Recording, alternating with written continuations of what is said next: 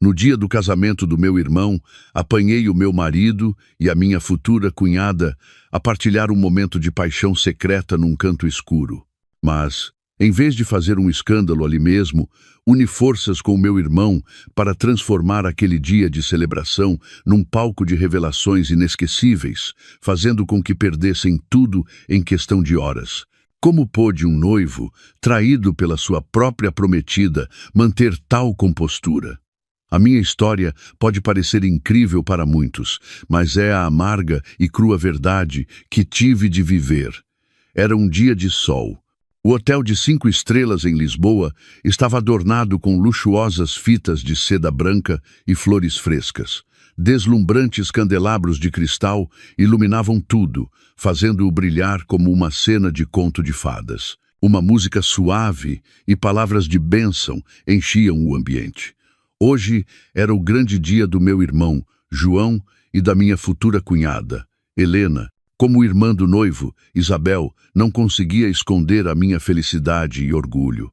De pé, num canto do salão de banquetes, sorria ao ver o meu irmão com o seu smoking impecável. O seu rosto atraente resplandecia de felicidade. Ele é 5 anos mais velho do que eu, e desde pequenos sempre cuidou e me protegeu. Depois de os nossos pais falecerem prematuramente, ele foi para mim um pai, um amigo, o meu mundo inteiro. Ver que tinha encontrado um refúgio para toda a vida com uma mulher tão bela e doce como Helena enchia o meu coração de um calor infinito. Helena tinha uma aparência frágil e delicada. Falava em voz baixa e olhava sempre para o meu irmão com admiração. Durante o namoro, tratou-me como uma verdadeira irmã. Pensei que a nossa pequena família estava finalmente completa e que eu também tinha encontrado a minha própria felicidade. O meu marido, Marco, estava ao meu lado, rodeando a minha cintura com o seu braço. Era um arquiteto de talento e, aos meus olhos e aos de todos, o homem perfeito. Estávamos casados há 5 anos e tínhamos um casamento que era a inveja de todos. Sempre foi terno e atencioso, o meu pilar de apoio em todas as tempestades. Ele apertou suavemente a minha mão e sussurrou-me ao ouvido: "O teu irmão está incrível hoje e a tua cunhada parece um sonho. São um par feito no céu." Sorri, apoiando a cabeça no seu ombro, sentindo a calma familiar.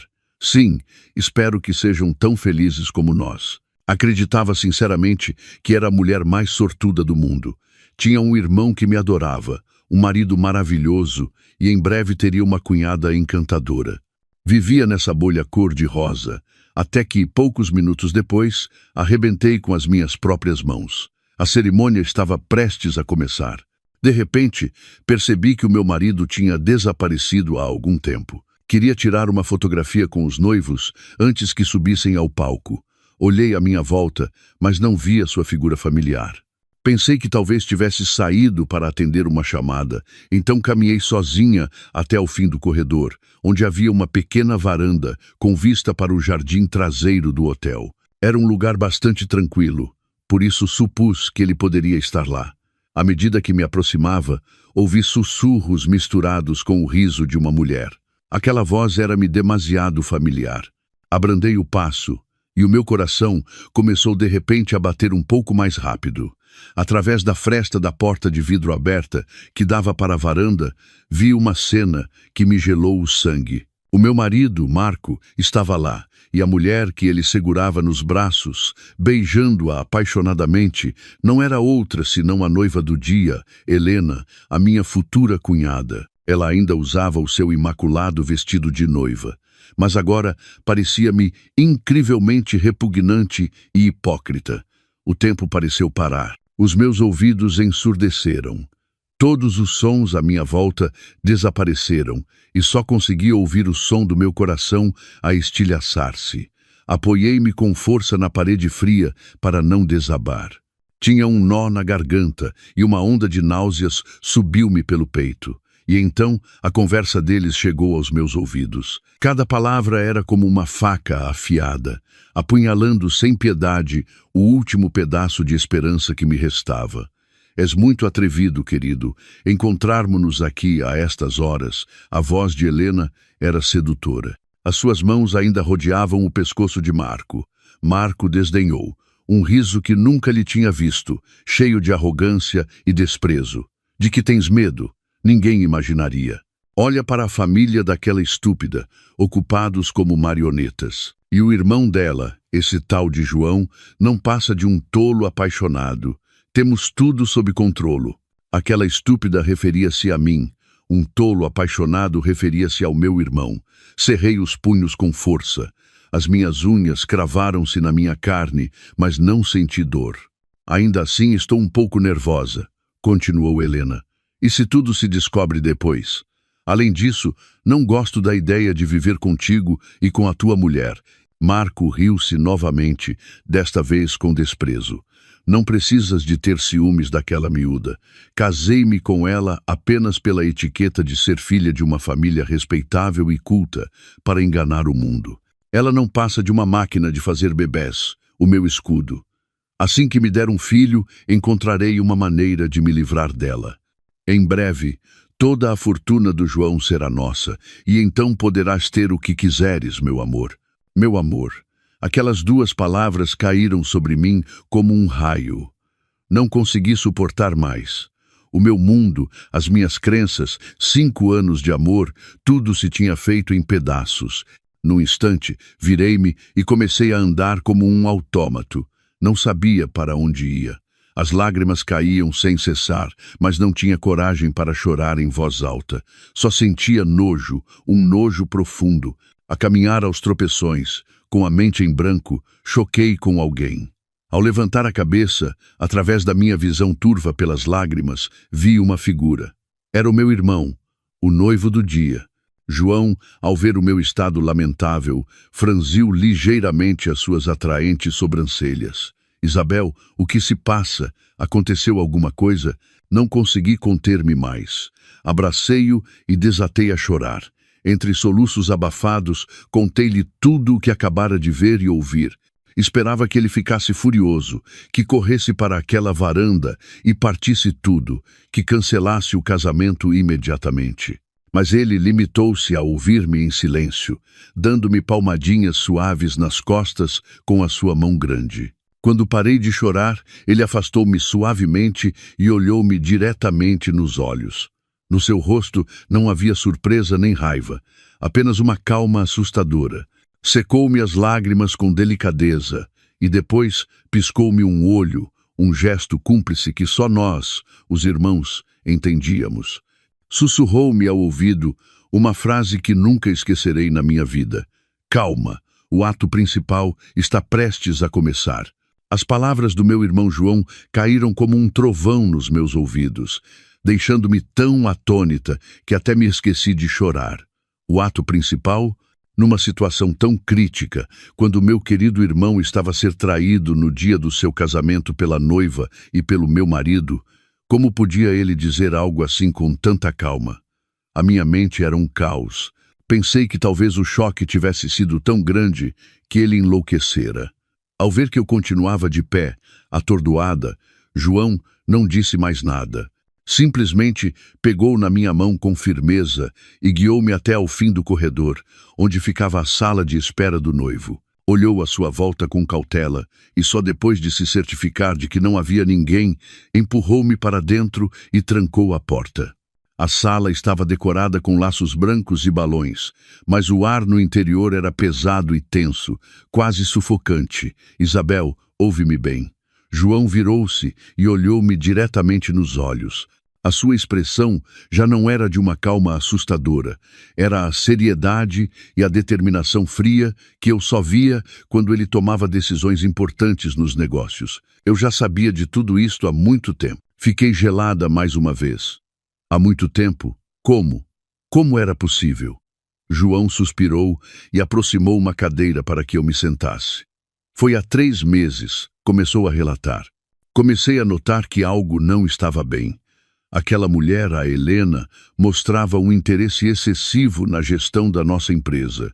Perguntava com frequência sobre projetos ou a situação financeira, detalhes que normalmente uma noiva não se preocuparia em saber com tanto pormenor. E o teu marido, o Marco, agia com uma familiaridade anormal com ela. Trocas de olhares subtis, pequenos gestos, coisas que só os envolvidos notariam. Senti um nó no peito. Enquanto eu estava cega de felicidade, o meu irmão tinha detetado em silêncio as perigosas correntes subterrâneas. Tive um mau pressentimento, continuou ele. Então, contratei em segredo um detetive privado, e o que descobriram foi muito mais terrível do que eu imaginava. Não se tratava simplesmente de uma infidelidade, Isabel. Por trás de tudo, havia uma conspiração meticulosamente calculada.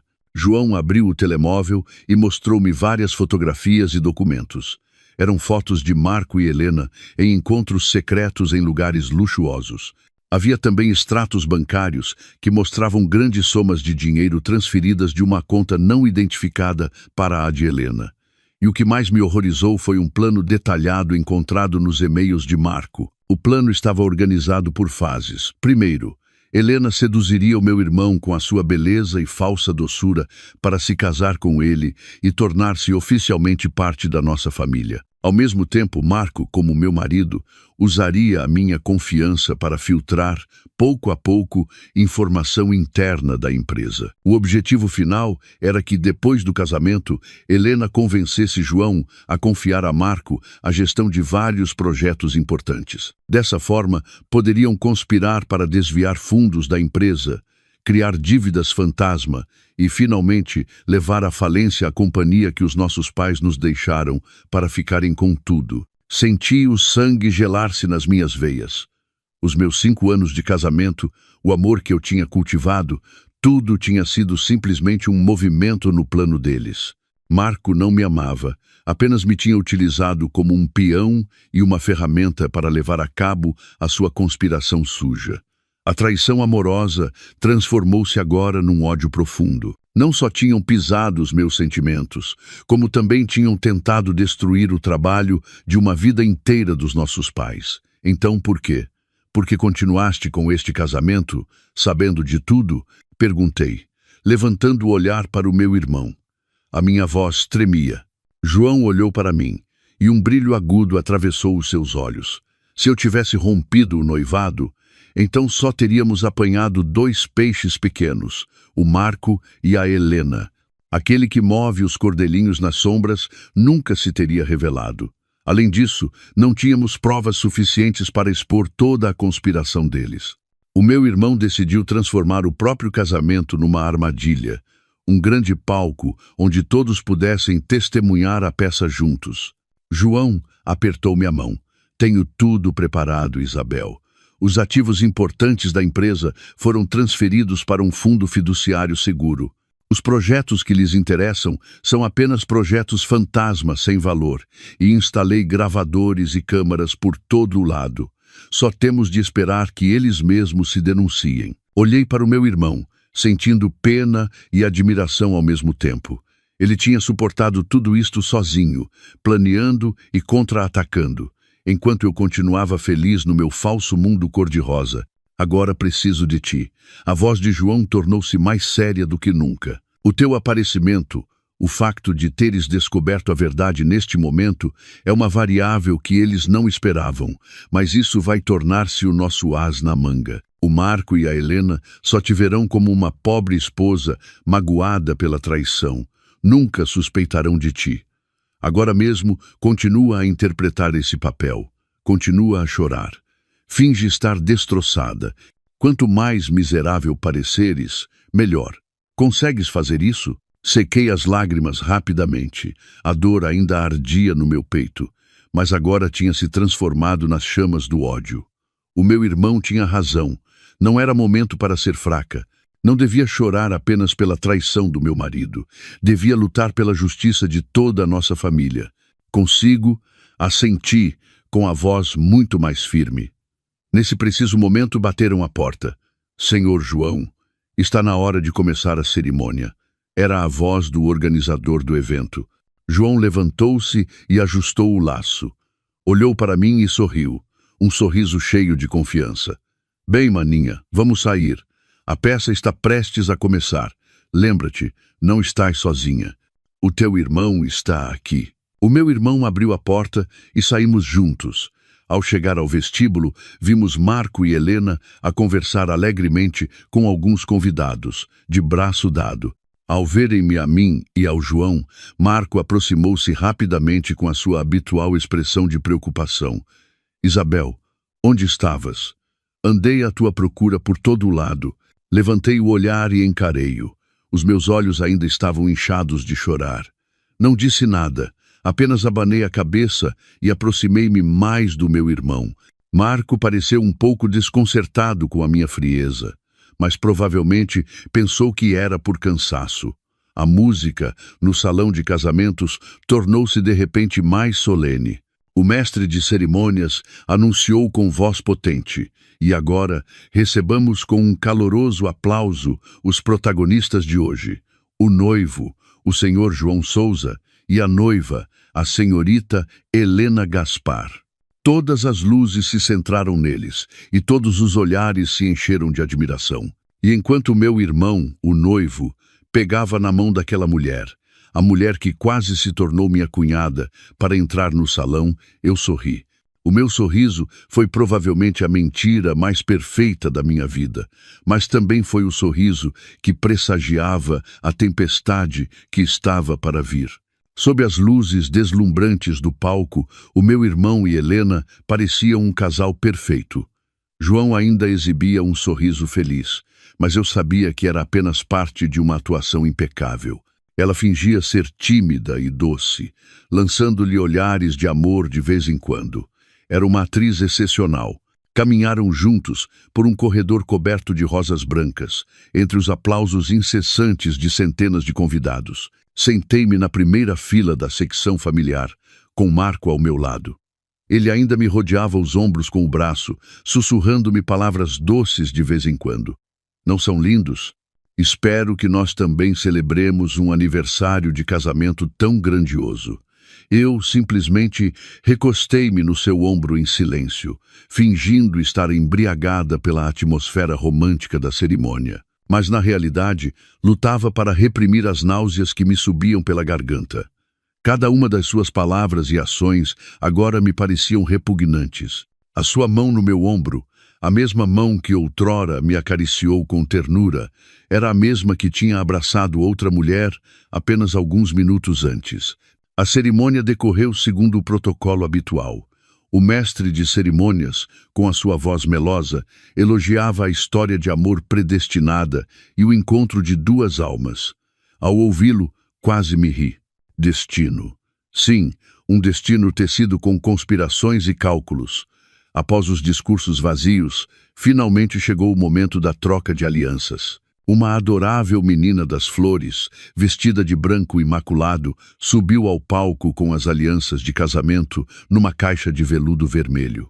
João e Helena olharam-se, prontos para trocar os seus símbolos de amor. Um momento. De repente, uma voz vinda do público quebrou o momento sagrado. Todo o salão susteve a respiração e todos os olhares se dirigiram à pessoa que acabara de falar.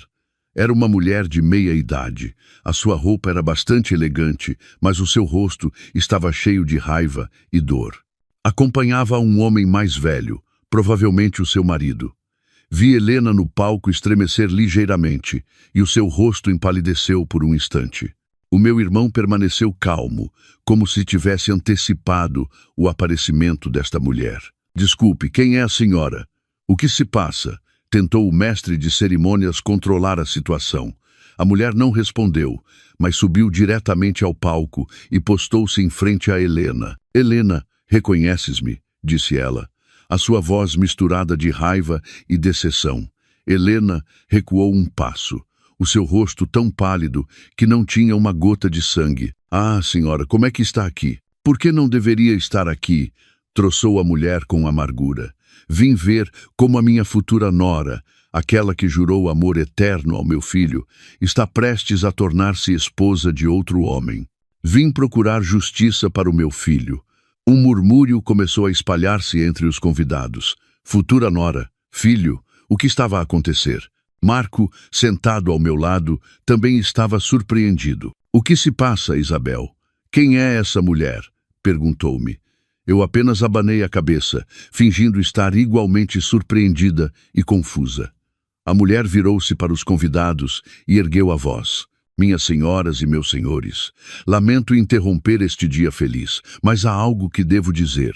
Esta senhorita no palco, Helena, era a noiva do meu filho. Amaram-se durante 5 anos, celebraram o noivado e só esperavam a data do casamento. Mas, em apenas alguns meses, ela mudou de ideias e foi-se embora com um homem mais rico, deixando o meu filho mergulhado numa dor terrível. Ao terminar, tirou um maço de fotos da sua bolsa e atirou-as para o palco.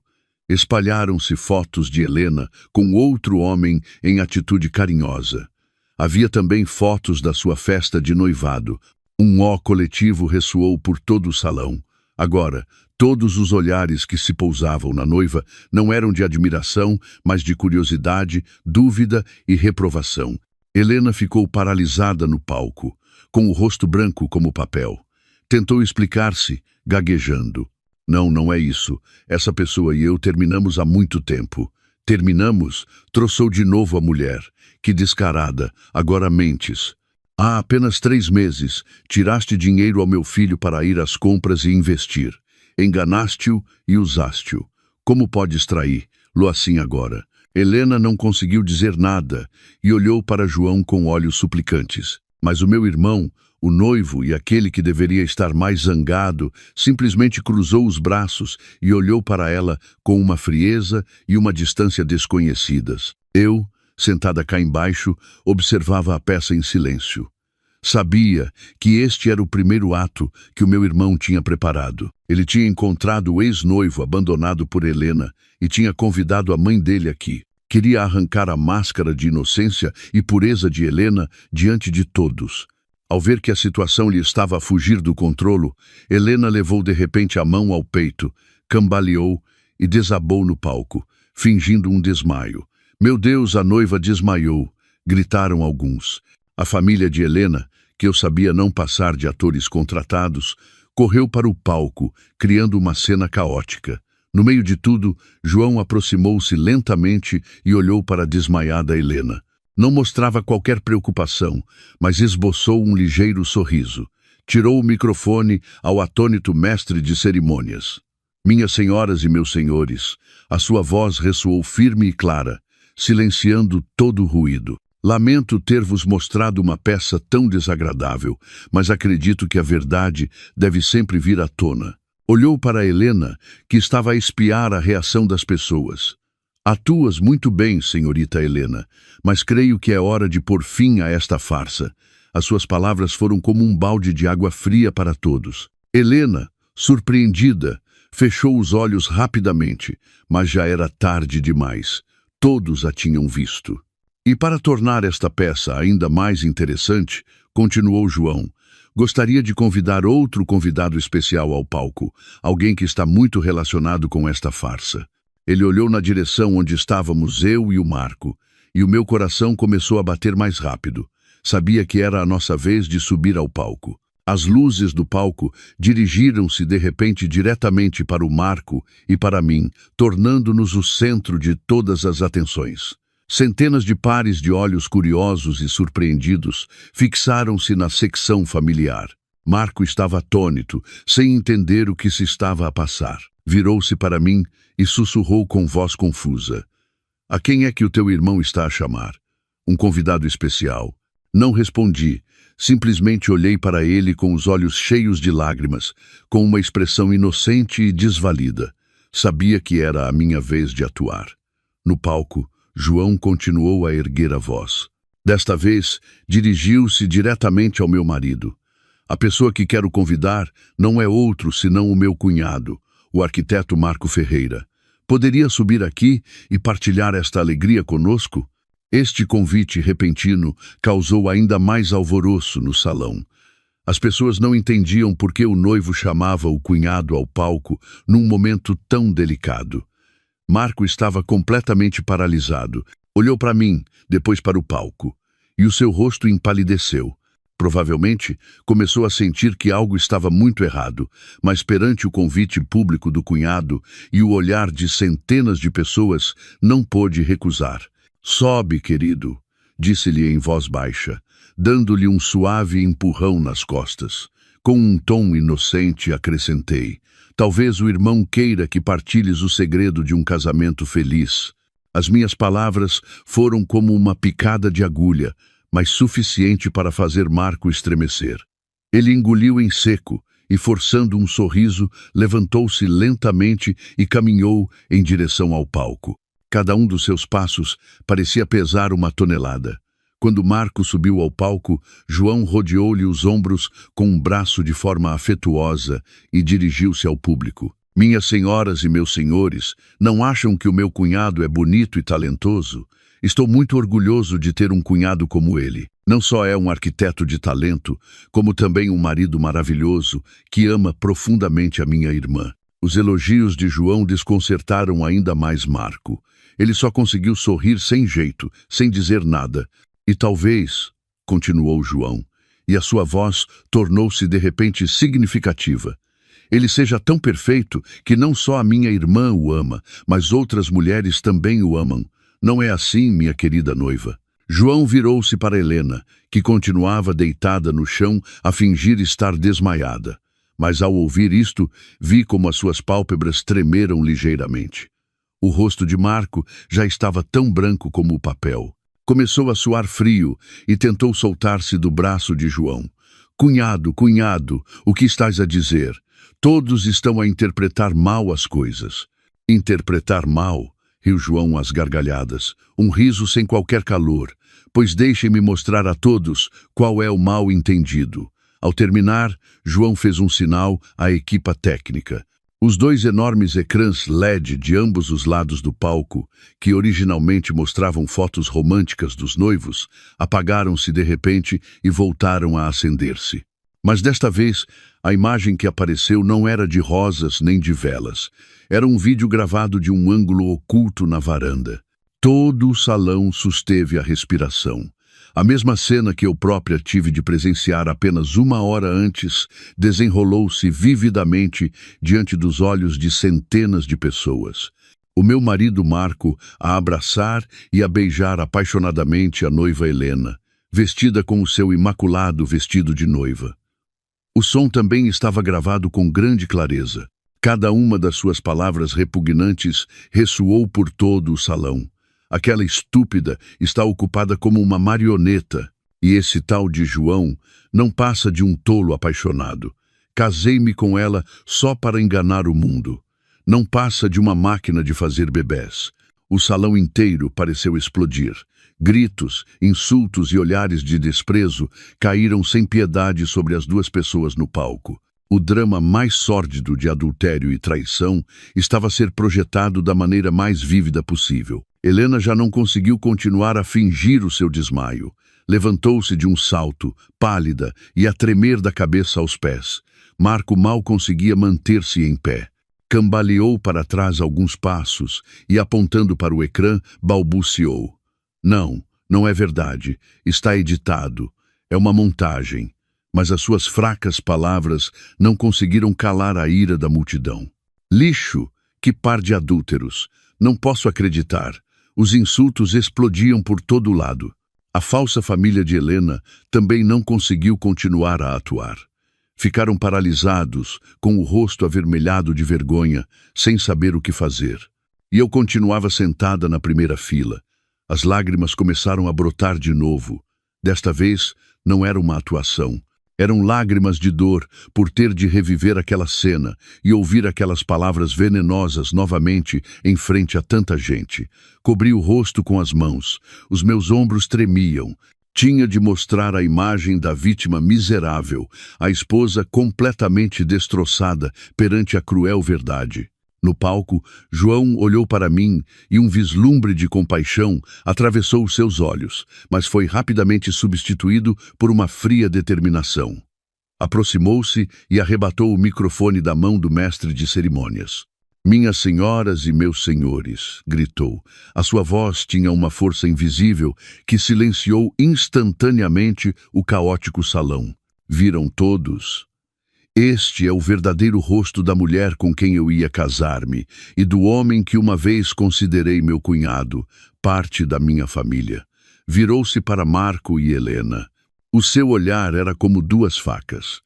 Vocês os dois têm mais alguma coisa a dizer ou querem que eu vos mostre algo ainda mais interessante? Marco e Helena, desesperados, só podiam abanar a cabeça. Estavam completamente encurralados, sem forma de se desculparem. Mas tudo isto, continuou João, e a sua voz tornou-se ainda mais misteriosa e assustadora. Não termina aqui. Este drama de infidelidade é, na realidade, apenas a ponta de um iceberg muito maior. Todo o salão voltou a mergulhar no silêncio. Todos se perguntavam o que o noivo queria dizer. João tirou um maço de documentos do bolso do smoking e levantou-o para que todos vissem. O que eles realmente queriam não era amor, mas isto. O que era aquele maço de documentos? E que relação tinha com a pessoa que, segundo meu irmão, movia os cordelinhos nas sombras? Todos os olhares se fixaram no maço de papéis na mão do meu irmão, esperando que uma verdade ainda mais terrível fosse revelada. O maço de documentos na mão de João era como um objeto misterioso que capturou a atenção de todos no salão. Todos susteram a respiração, esperando para ver em que direção esta peça se desenvolveria. Marco e Helena também levantaram o olhar, e nos seus olhos desesperados refletia-se agora o terror. Provavelmente eles sabiam melhor do que ninguém o que continham aqueles papéis. Antes de vos dizer o que é isto, disse João com voz lenta e clara, gostaria de contar uma pequena história. A história de uma velha e astuta raposa que usou 2 gambás para roubar um galinheiro. Ele percorreu o salão com o olhar, lançando um olhar penetrante a alguns dos convidados sentados na secção VIP. Notei que um homem de meia idade, de rosto corpulento e vestido com um elegante fato cinzento, de repente ficou um pouco tenso, tossiu ligeiramente e ajustou a gravata. A raposa, continuou João, sabia que o galinheiro estava muito bem protegido, por isso não se atreveu a agir por si mesma.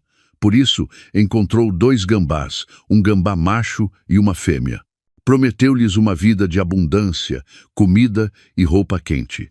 Só tinham de o ajudar a executar um plano. O gambá fêmea tinha a missão de seduzir o galo-chefe, o futuro dono do galinheiro. O gambá macho tinha a missão de cortejar a irmã do galo-chefe, uma galinha ingênua, para se tornar parte da família. Ao ouvir isto, já não precisei de atuar. As lágrimas brotaram de verdade. A história metafórica do meu irmão era como outra faca a cravar-se na minha dor.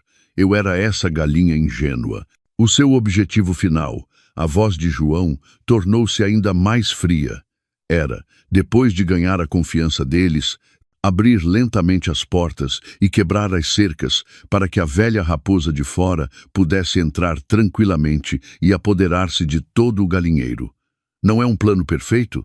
Ele olhou diretamente para Marco e Helena. Vocês, os 2 gambás. Esta história soa-vos familiar? Marco e Helena não conseguiram dizer nada, apenas baixaram a cabeça. E isto que tenho nas minhas mãos, João levantou o maço de documentos. É o plano detalhado e o mapa que a velha raposa lhes desenhou. O mapa que lhes diz que caminho tomar e onde quebrar a cerca. Este é o plano completo para se apoderarem do Grupo Souza, o trabalho de uma vida dos nossos pais. Ele passou os documentos um por um, projetando o seu conteúdo diretamente no grande ecrã. Números, gráficos e sujas estratégias empresariais apareceram com clareza. O seu plano não se limitava a desviar fundos da empresa, incluía criar falsos escândalos, minar a credibilidade de João e fomentar divisões internas para, finalmente, criar as condições para que uma empresa concorrente adquirisse o Grupo Souza a um preço de saldo. E o nome dessa empresa concorrente também estava escrito com toda a clareza: Império Dourado. Todo o salão voltou a murmurar. Império Dourado não era um nome desconhecido no mundo dos negócios. Era uma força emergente que tinha ascendido rapidamente com movimentos audaciosos e controversos. E o homem de fato cinzento, que tinha mostrado um comportamento estranho antes, não era outro senão o presidente do Império Dourado, o Sr. Moraes. Agora, todos os olhares se dirigiam para ele. O Sr. Moraes empalideceu, mas tentou manter a compostura. Levantou-se, arranjou a roupa e tentou abandonar o salão. Sr. Moraes, para onde vai com tanta pressa? A voz de João foi como uma corda invisível que lhe atou os tornozelos. Ainda falta o melhor. Não vai querer perder. O Sr. Moraes virou-se e esboçou um sorriso de negócios sem jeito.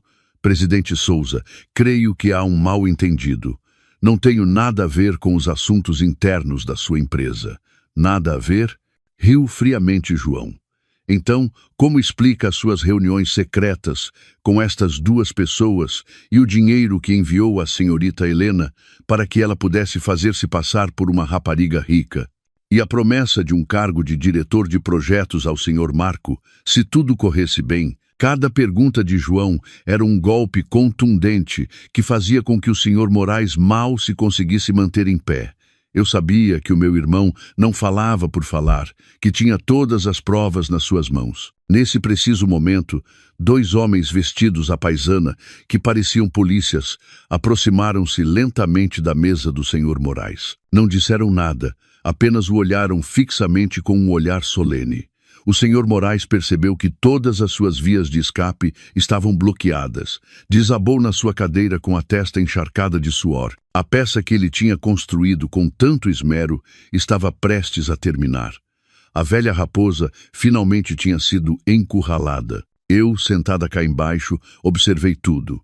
O meu coração já não estava cheio de dor pessoal, mas de raiva pela vileza e crueldade do mundo dos negócios. Pelo lucro, eram capazes de pisar tudo: o amor, os laços familiares, até mesmo a decência humana. O meu marido Marco, que uma vez amei loucamente, não passava de um peão no tabuleiro de xadrez de outra pessoa. Tinha vendido a sua alma por uma vã promessa. Ele olhou para mim e nos seus olhos já não havia descaramento, mas um vazio e um desespero extremo. Tinha perdido tudo: o amor, a honra e também o seu futuro. No palco, João, depois de expor toda a conspiração, virou-se para mim. Caminhou na minha direção sem dizer nada e estendeu-me a mão em silêncio. Peguei na sua mão e subimos juntos ao palco. Ele pegou no microfone e a sua voz já não era afiada, mas suavizou-se com um toque de compaixão. Minhas senhoras e meus senhores, a pessoa mais ferida nesta história não sou eu, mas a minha irmã Isabel. Esta rapariga teve de suportar o engano e a traição do homem que amava profundamente. E completamente inocente. Ele virou-se para mim e com um olhar cheio de amor disse: Isabel, desculpa, lamento que tenhas tido de passar por isto. Deveria ter me apercebido antes. Deveria ter te protegido melhor. Eu apenas abanei a cabeça e as lágrimas voltaram a brotar. Mas desta vez eram lágrimas de emoção e gratidão. O casamento de hoje, continuou João, não terá noiva, mas a festa continuará. Espero que todos os nossos distintos convidados fiquem e considerem isto uma festa para celebrar a verdade. Todo o salão explodiu em aplausos. Não aplaudiam por um casamento, mas pela coragem e pela vitória da justiça. Quando pensava que tudo tinha terminado, um grito agudo surgiu da noiva que estava desmaiada no chão. Helena levantou-se de um salto, arrancou um gancho afiado do seu penteado e, com um olhar enlouquecido, abalou-se sobre mim. É por tua culpa. Tudo é por tua culpa. A ação enlouquecida de Helena foi tão rápida e repentina que deixou todos atônitos. O gancho, brilhando sob as luzes do palco, voou na minha direção como uma flecha envenenada. Fiquei paralisada, com a mente em branco. Percebi o perigo iminente, mas não conseguia reagir. João, ao meu lado, também não teve tempo de intervir. Quando a ponta do gancho estava a apenas alguns centímetros do meu rosto, uma sombra disparou por trás como um raio. Não era outro senão Marco. Ele interpôs-se à minha frente com todo o seu corpo. A ponta afiada do gancho roçou-lhe o ombro, deixando uma mancha de sangue vermelha na sua camisa branca. Ah! Gritou Marco de dor, cambaleando para trás. Helena pareceu surpreendida pela sua própria ação e pela reação de Marco. Deixou cair o gancho e ficou de pé, aturdida, com o rosto pálido. Foi então que os seguranças do hotel correram para a imobilizar e a levaram. O salão voltou a mergulhar no caos. João correu a ajudar Marco. "Estás bem?" Marco, com o rosto contraído pela dor, abanou a cabeça. Não olhou para João, mas para mim. O seu olhar era muito complexo. Havia arrependimento, dor e, de alguma forma, uma espécie de alívio. "Isabel, tu estás bem?" Olhei para a mancha de sangue no seu ombro, com o coração cheio de emoções contraditórias. Por que eu tinha feito? Como podia o homem que me tinha enganado e utilizado, sem piedade, arriscar a vida para me proteger? Ou era isto outra atuação? Uma tentativa de obter a minha última gota de compaixão? "Levem-no à enfermaria imediatamente", ordenou João ao pessoal do hotel. Enquanto levavam Marco, os 2 polícias à paisana também levaram o senhor Moraes. O presidente do Império Dourado já não tinha um aspecto imponente. Não passava de um velho fracassado, caminhando de cabeça baixa entre as acusações e o desprezo das pessoas. A farsa do casamento finalmente tinha chegado ao fim. João voltou a pegar no microfone e tentou acalmar os convidados. "Minhas senhoras e meus senhores, mais uma vez peço desculpa pelo incidente inesperado. A nossa festa terá de terminar aqui. Em nome da família, agradeço sinceramente a todos a vossa presença." Os convidados começaram a ir-se embora um por um, levando consigo uma história inesquecível. O que tinha sido um esplêndido salão de casamentos, agora parecia desolado e frio como uma ruína. João e eu ficamos em silêncio no espaço vazio. Um esgotamento extremo apoderou-se de nós. "Tudo acabou, Isabel." João deu-me uma suave palmada no ombro. Assenti, mas uma grande pergunta continuava na minha mente. "Irmão, como soubeste de tudo? O plano de aquisição da empresa, o papel do senhor Moraes. Como soubeste?" João olhou para mim e esboçou um sorriso triste, porque não era o único que eu queria desmascarar. O meu irmão contou-me outra história, uma história que tinha estado oculta durante anos. Antes de falecer, o nosso pai era um amigo íntimo e sócio de negócios do senhor Moraes. Juntos, puseram os primeiros tijolos de ambas as empresas. Mas foi esse mesmo senhor Moraes que, com artimanhas sujas, enganou o nosso pai para ficar com todas as suas ações e levá-lo à falência. Esse golpe fez com que o nosso pai adoecesse e, pouco depois, a sua saúde deteriorou-se e ele faleceu. Sempre tive as minhas dúvidas sobre a morte do meu pai. A voz de João tornou-se mais grave. Depois de herdar a empresa, comecei a investigar em segredo e, pouco a pouco, fui encontrando provas dos seus crimes. Mas ele era demasiado astuto e ocultou todos os vestígios habilmente. Nunca tive provas suficientes para o afundar. Até que apareceu a Helena, continuou o meu irmão. No início, também me deixei enganar pela sua aparência inocente, mas percebi que havia demasiadas coincidências. Mencionava sempre de passagem os projetos em que o Império Dourado competia conosco. Mandei investigá-la e descobri a relação entre ela e o senhor Moraes. Percebi que ele estava a tentar repetir comigo o mesmo guião que usou com o meu pai e decidi que esta era a minha oportunidade de vingar o nosso pai. Ao ouvi-lo, senti um nó no peito. Por trás do sucesso da empresa, o meu irmão tinha carregado com um peso tão grande de vingança. Tinha tido de viver numa mentira, atuar com a mulher com quem se ia casar, esperando o dia em que pudesse derrubar o seu inimigo. Então, tudo estava no teu plano. A maior parte, sim, assentiu João. Exceto uma coisa, não sabia que o teu marido também fazia parte do plano dele, e muito menos que tu serias o rastilho de tudo isto. O teu aparecimento, a tua coragem, foi a variável inesperada, o golpe decisivo que o fez cair sem que ele tivesse tempo de reagir. O meu irmão olhou para mim com orgulho. Minha irmã mais nova, realmente cresceste. Esbocei um sorriso entre lágrimas. Tínhamos ganho, juntos como irmãos. Tínhamos ganho. Pouco depois, um funcionário do hotel veio informar-nos de que Marco tinha recebido os primeiros socorros. A ferida não era profunda, mas tinha de ir ao hospital para receber uma vacina antitetânica e um check-up mais exaustivo. Disse que queria falar comigo a sós por um momento antes de ir. Hesitei um pouco, mas finalmente assenti. No final, queria saber se restava alguma sinceridade nele. Entrei na enfermaria. Marco estava sentado numa maca com o ombro enfaixado. Parecia desalinhado. O seu fato de marca estava amarrotado e abandonado, a camisa manchada de sangue e o rosto sem qualquer vitalidade. Ao ver-me, levantou a cabeça com um olhar cheio de culpa. Eu, lamento, Isabel. De que serve um pedido de desculpas agora? Perguntei com frieza. Não espero que me perdoes, disse ele, baixando a cabeça. Só queria dizer-te uma coisa. O momento em que saltei para te proteger foi sincero. Não era uma atuação. Olhei para ele em silêncio. Durante os últimos 5 anos, continuou com voz rouca. Vivi numa mentira. Aproximei-me de ti por causa do plano do Sr. Moraes, por dinheiro. Mas depois comecei a sentir algo de verdade por ti.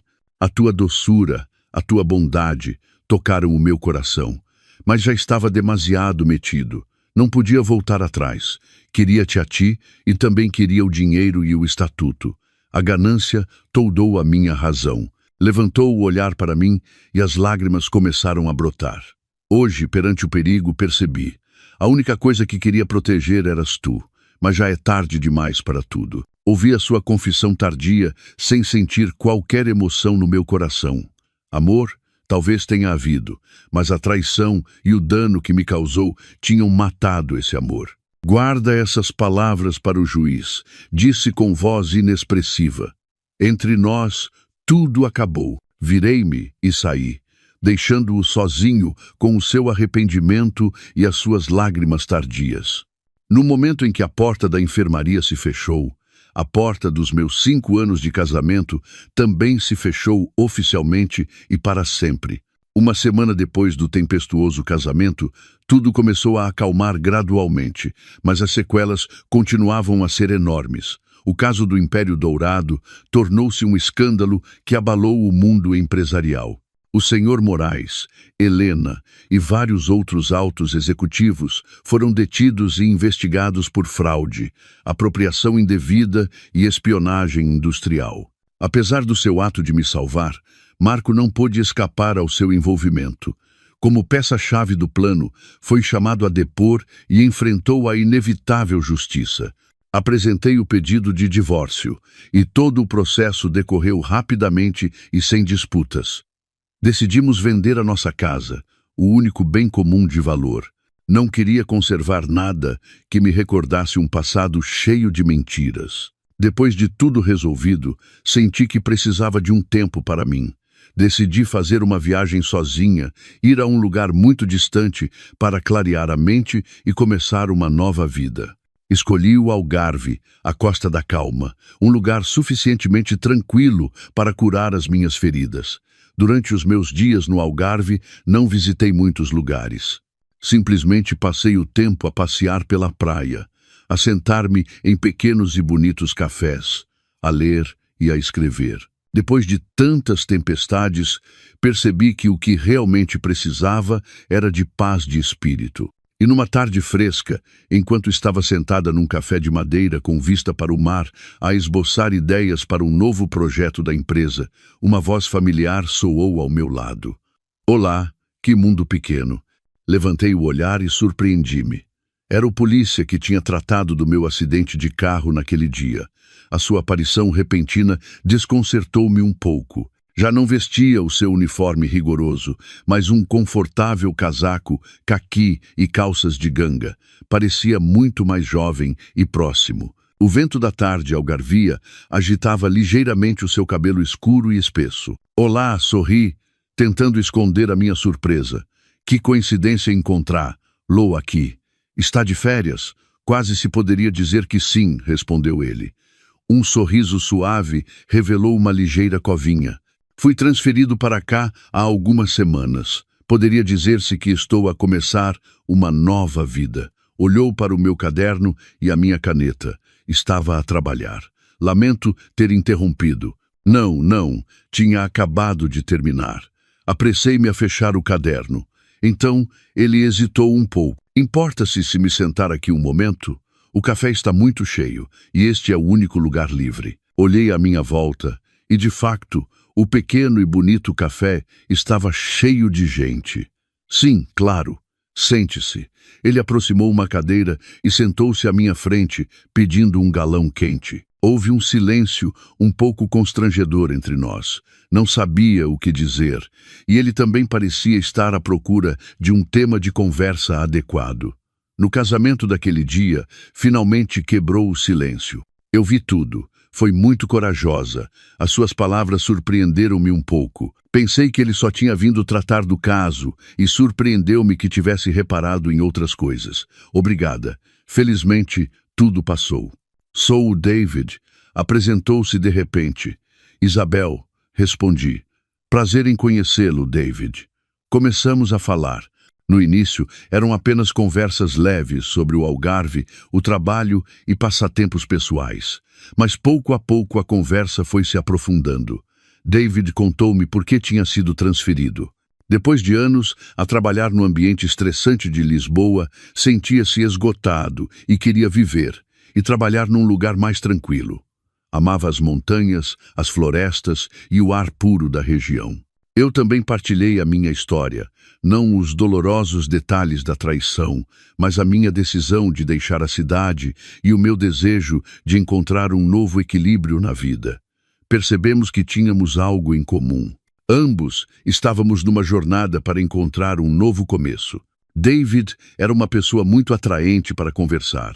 Era inteligente e divertido, mas nos seus olhos havia algo tranquilo e profundo, próprio de alguém que já viveu muito. Falar com ele fez-me sentir muito confortável, uma sensação que não experimentava há muito tempo. O céu começou a escurecer e as luzes amarelas e quentes do café acenderam-se, criando um ambiente muito romântico. Não sei há quanto tempo estivemos a falar. Já é tarde, disse David, olhando para o relógio. Tenho de voltar para o posto. Foi um prazer falar consigo, Isabel. Igualmente sorri. Este fim de semana... Voltou a hesitar. Estou a planear uma caminhada pela Serra da Arrábida. E estava a pensar se, caso não esteja ocupada, gostaria de vir. O seu convite fez o meu coração dar um salto. Caminhada? Nunca fiz. Pois com mais razão deveria experimentar. Sorriu ele. O ar lá é incrível. Ajuda a libertar todo o estresse. Pensei por um momento e depois assenti. Sim, adoraria. Depois desse encontro casual, David e eu tivemos o nosso primeiro encontro. Subimos juntos a serra, passeamos por extensos pinhais e descobrimos pequenos restaurantes escondidos nas ruelas de Lisboa. Com David ao meu lado, já não era a mulher que tinha de se fazer de forte, aquela que devia desconfiar de todos. Ele dava-me uma estranha sensação de segurança e paz. Não me perguntou pelo meu passado, nem me fez reviver memórias dolorosas. Simplesmente ficou ao meu lado em silêncio, partilhando comigo as pequenas alegrias da vida. Os sentimentos entre nós cresceram de forma natural e suave, como a névoa matinal do Algarve. Uma noite, enquanto estávamos sentados junto ao mar, contemplando a água tranquila que refletia a luz da lua, David pegou-me de repente na mão. Isabel, a sua voz soou grave e quente. Sei que passaste por muito. Não quero remexer em velhas feridas. Só quero dizer-te que, se me permitires, gostaria de ser a pessoa que escreve contigo um novo capítulo da tua vida. Um capítulo cheio de alegria e felicidade. Olhei para os seus olhos sinceros e o meu coração comoveu-se. As lágrimas voltaram a brotar, mas desta vez eram lágrimas de felicidade.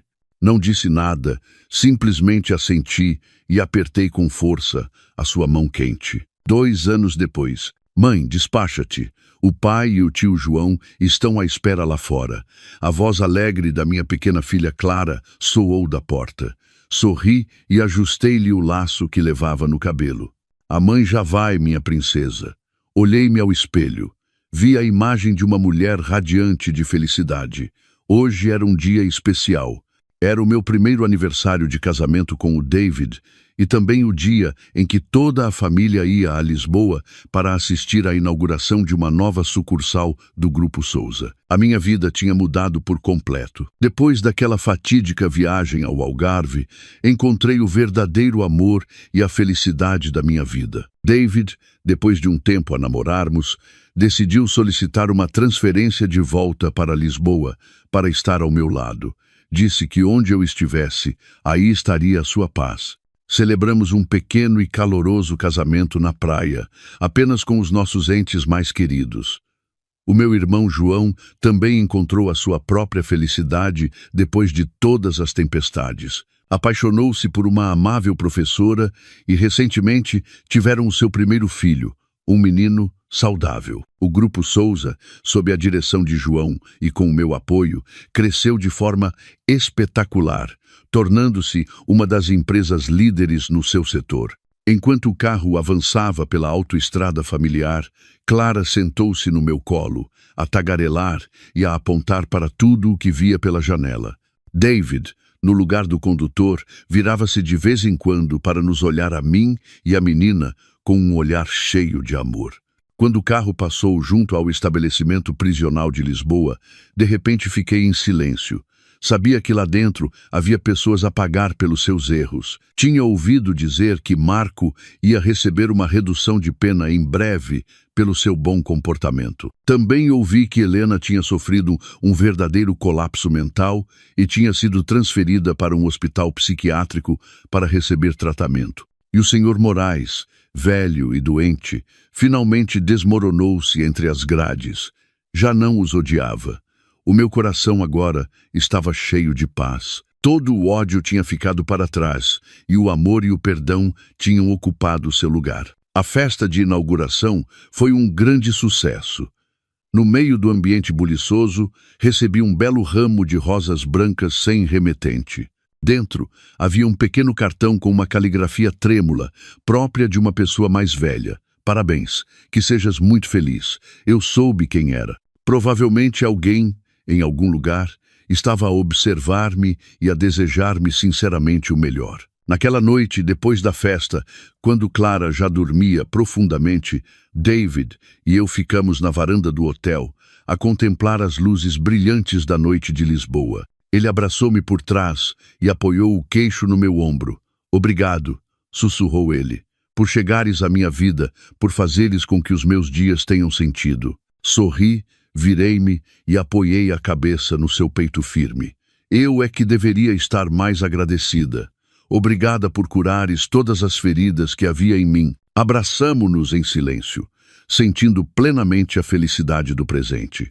A vida é realmente como uma longa viagem, com inúmeras bifurcações imprevisíveis.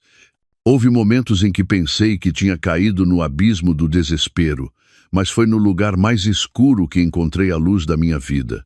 Um novo começo, uma nova felicidade. Tudo estava aqui, nos meus braços. Depois da viagem a Lisboa, voltamos à nossa rotina tranquila.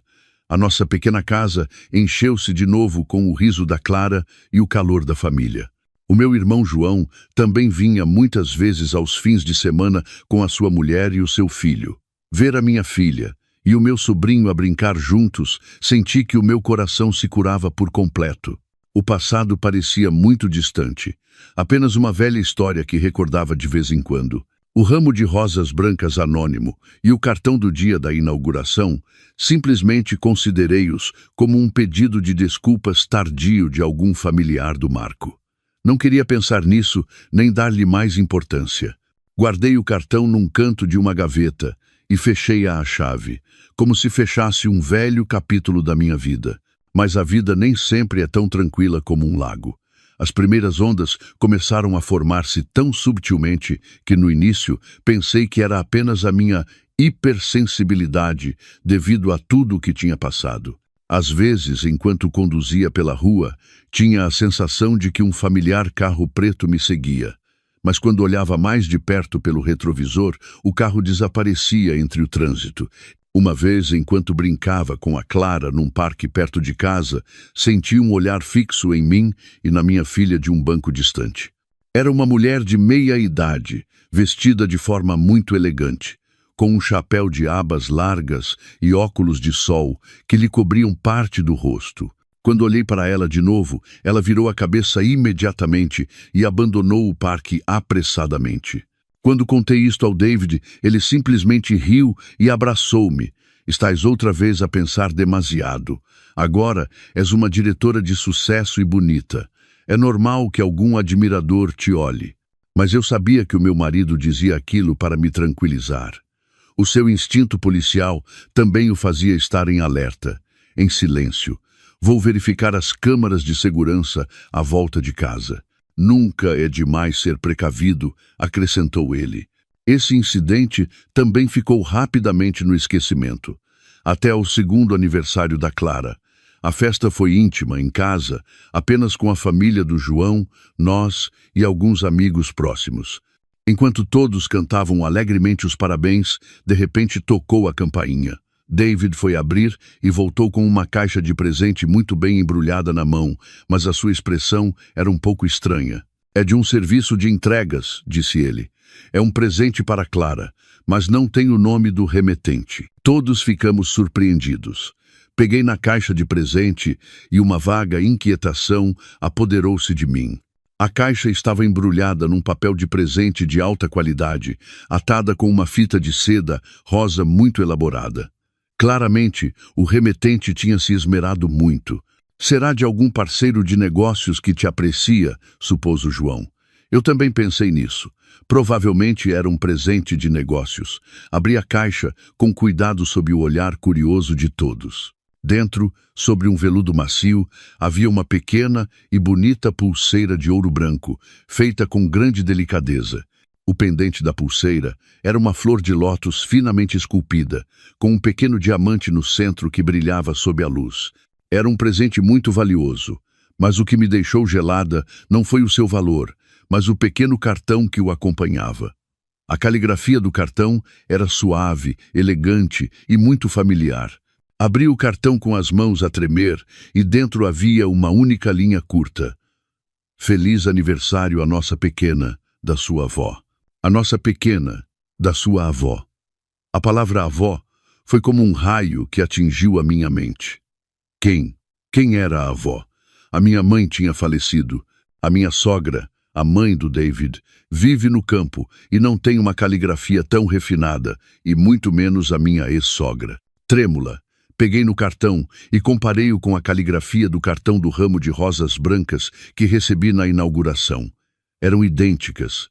Era a mesma pessoa, uma pessoa que se autodenominava a avó da minha filha. Isabel, o que se passa? Estás pálida como o papel. David sacudiu-me o ombro com preocupação. Não respondi, simplesmente mostrei-lhe o cartão. David leu o cartão e depois franziu as suas atraentes sobrancelhas. Pegou na pulseira e examinou-a com atenção. Isto é muito estranho, disse ele. Quem é esta pessoa? Como sabe o aniversário da Clara e lhe envia um presente tão caro? Desabei na cadeira com a mente num turbilhão. Imagens dispersas vieram-me de repente à mente. O carro preto que me seguia, a misteriosa mulher no parque, o ramo de rosas brancas anônimo e agora uma pulseira de ouro branco com uma nota que dizia da sua avó. Tudo isto não era uma coincidência. Alguém, uma mulher, estava a observar em silêncio a minha vida e a da minha filha. Sabia muito sobre nós.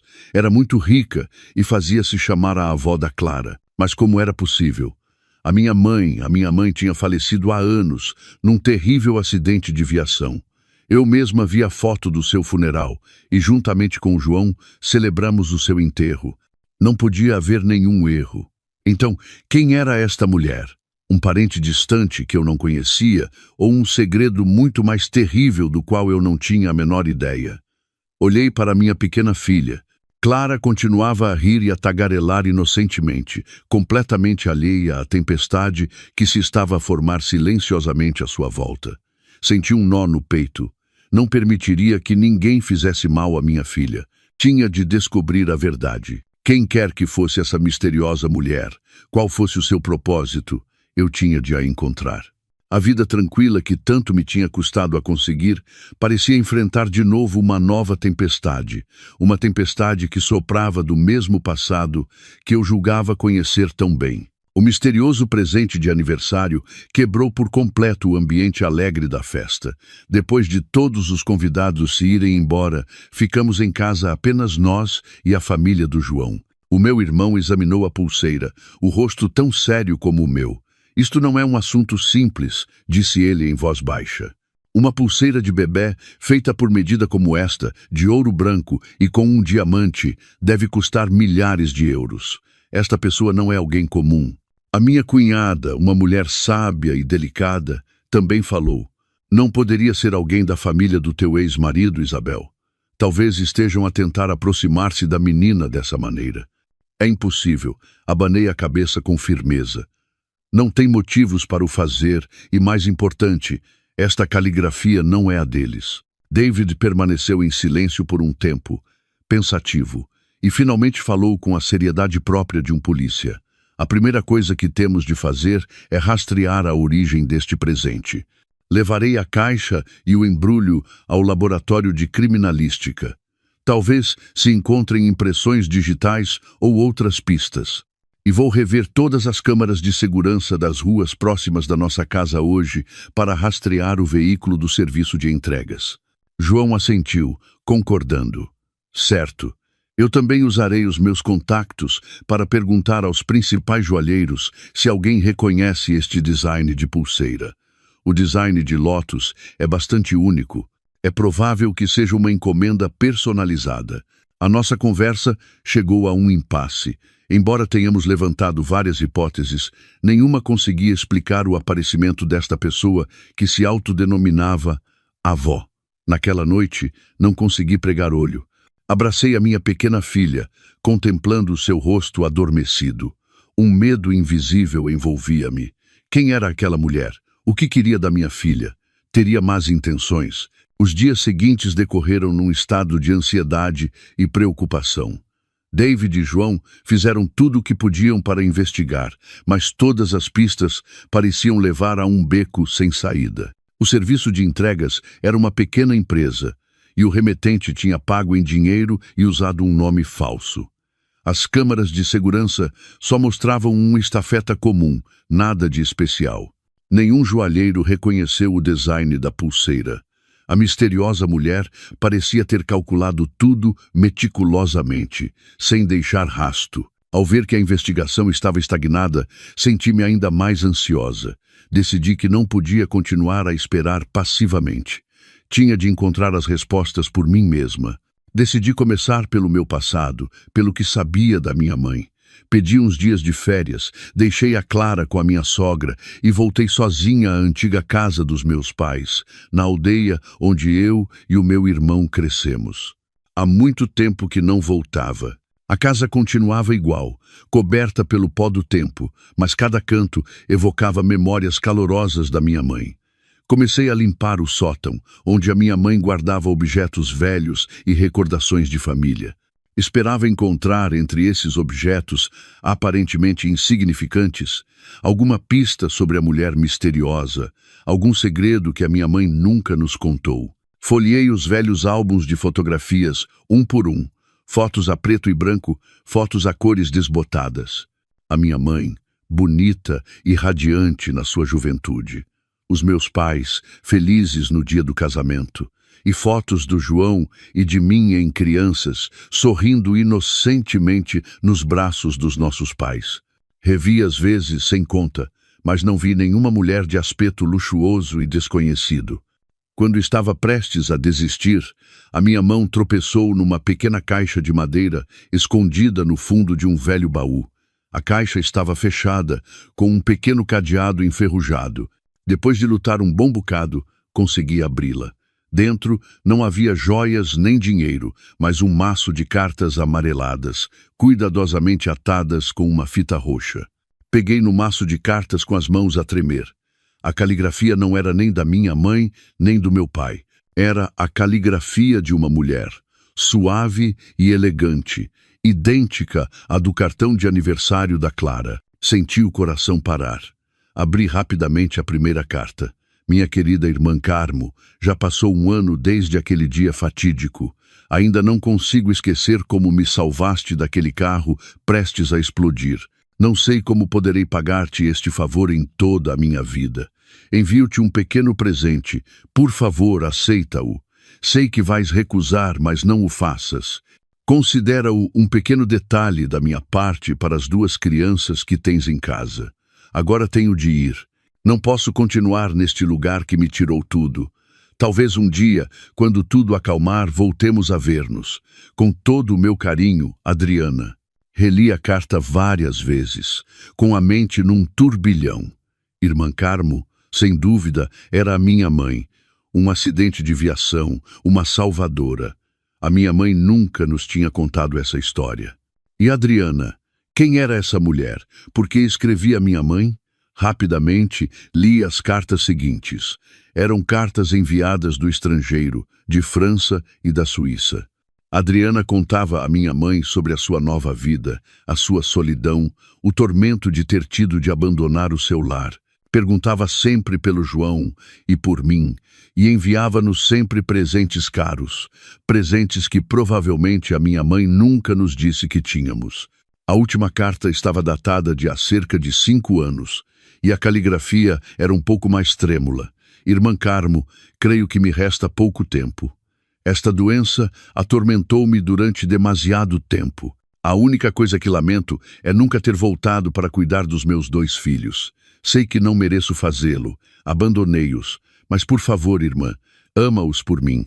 Diz-lhes que, onde quer que eu esteja, a mãe deles estará sempre a vigiá-los e a amá-los. Envio-te esta chave. É a chave de um cofre pessoal num banco suíço. Lá dentro está toda a fortuna que amealhei. Por favor, entrega-a aos meus filhos quando forem mais velhos. Considera-o a última compensação de uma mãe pecadora. Adeus, minha irmã, minha amiga e minha salvadora, Adriana. A carta caiu-me das mãos. O meu corpo inteiro tremia. Filhos, mãe. Toda a verdade, uma verdade incrível, estava a revelar-se lentamente diante dos meus olhos. Esta mulher, Adriana, ela era. Não podia ser. A minha mãe era a Carmo Pereira e estava morta. Tinha de haver um erro. Mas este maço de cartas, esta chave e a caligrafia familiar, fiquei sentada, atordoada, no meio do sótão poeirento, com a mente cheia de confusão.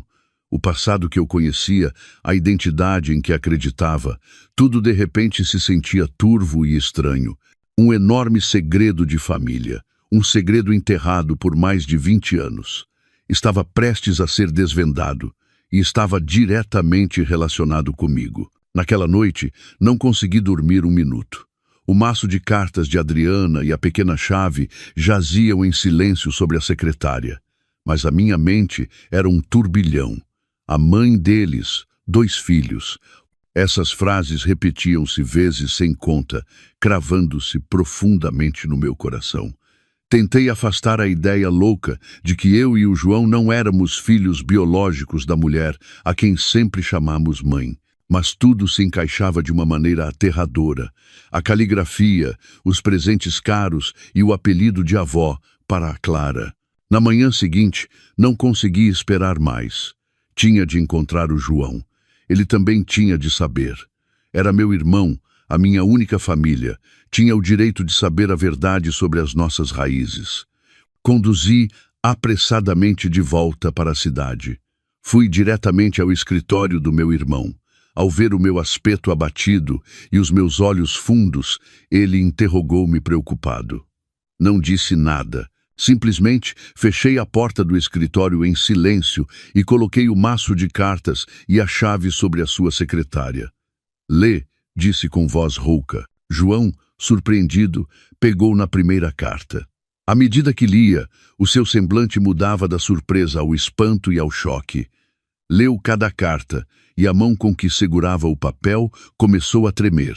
Quando terminou a última carta, desabou na sua cadeira, olhando para o vazio com olhos perdidos. Não, não pode ser, murmurou, abanando a cabeça repetidamente. A nossa mãe é a Carmo. Quem está Adriana? Eu também pensava isso, disse com amargura. Mas, irmão, olha para esta caligrafia. É idêntica à do cartão de aniversário da Clara. Mostrei-lhe a foto do cartão que tinha tirado com o meu telemóvel. João olhou fixamente para ambas as caligrafias. A última réstia de dúvida nos seus olhos desvaneceu-se, cobriu o rosto com as mãos e os seus ombros largos tremeram. Pela primeira vez na minha vida, vi o meu irmão, sempre forte e firme, tão frágil e impotente. Ficamos sentados em silêncio durante muito tempo, cada um perdido nos seus próprios pensamentos confusos. O passado que conhecíamos, a mãe que amávamos, tudo se tinha tornado de repente um grande ponto de interrogação. Então, a mãe Carmo levantou a cabeça ao João com voz rouca. Não era a nossa mãe biológica. Criou-nos, amou-nos. Por que nos escondeu isto? Não sei, abanei a cabeça. Mas acredito que tinha as suas razões. A mãe Adriana disse que teve de ir embora, que não podia ficar. Algo terrível deve ter acontecido. O acidente de viação. Essa pista voltou à minha mente. A mãe Adriana disse que a mãe Carmo a salvou. Sim, o segredo deve estar nesse acidente de viação, João. Olhei para o meu irmão diretamente nos olhos.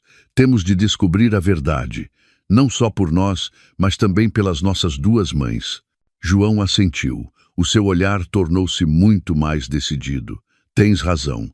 Temos de descobrir o que aconteceu exatamente há 25 anos. A nossa investigação começou com as vagas pistas das cartas, o acidente de viação, a data e o nome, Adriana. Graças à posição social do João e aos contactos policiais do David, não foi demasiado difícil reabrir os velhos arquivos do caso, cobertos pelo pó do tempo.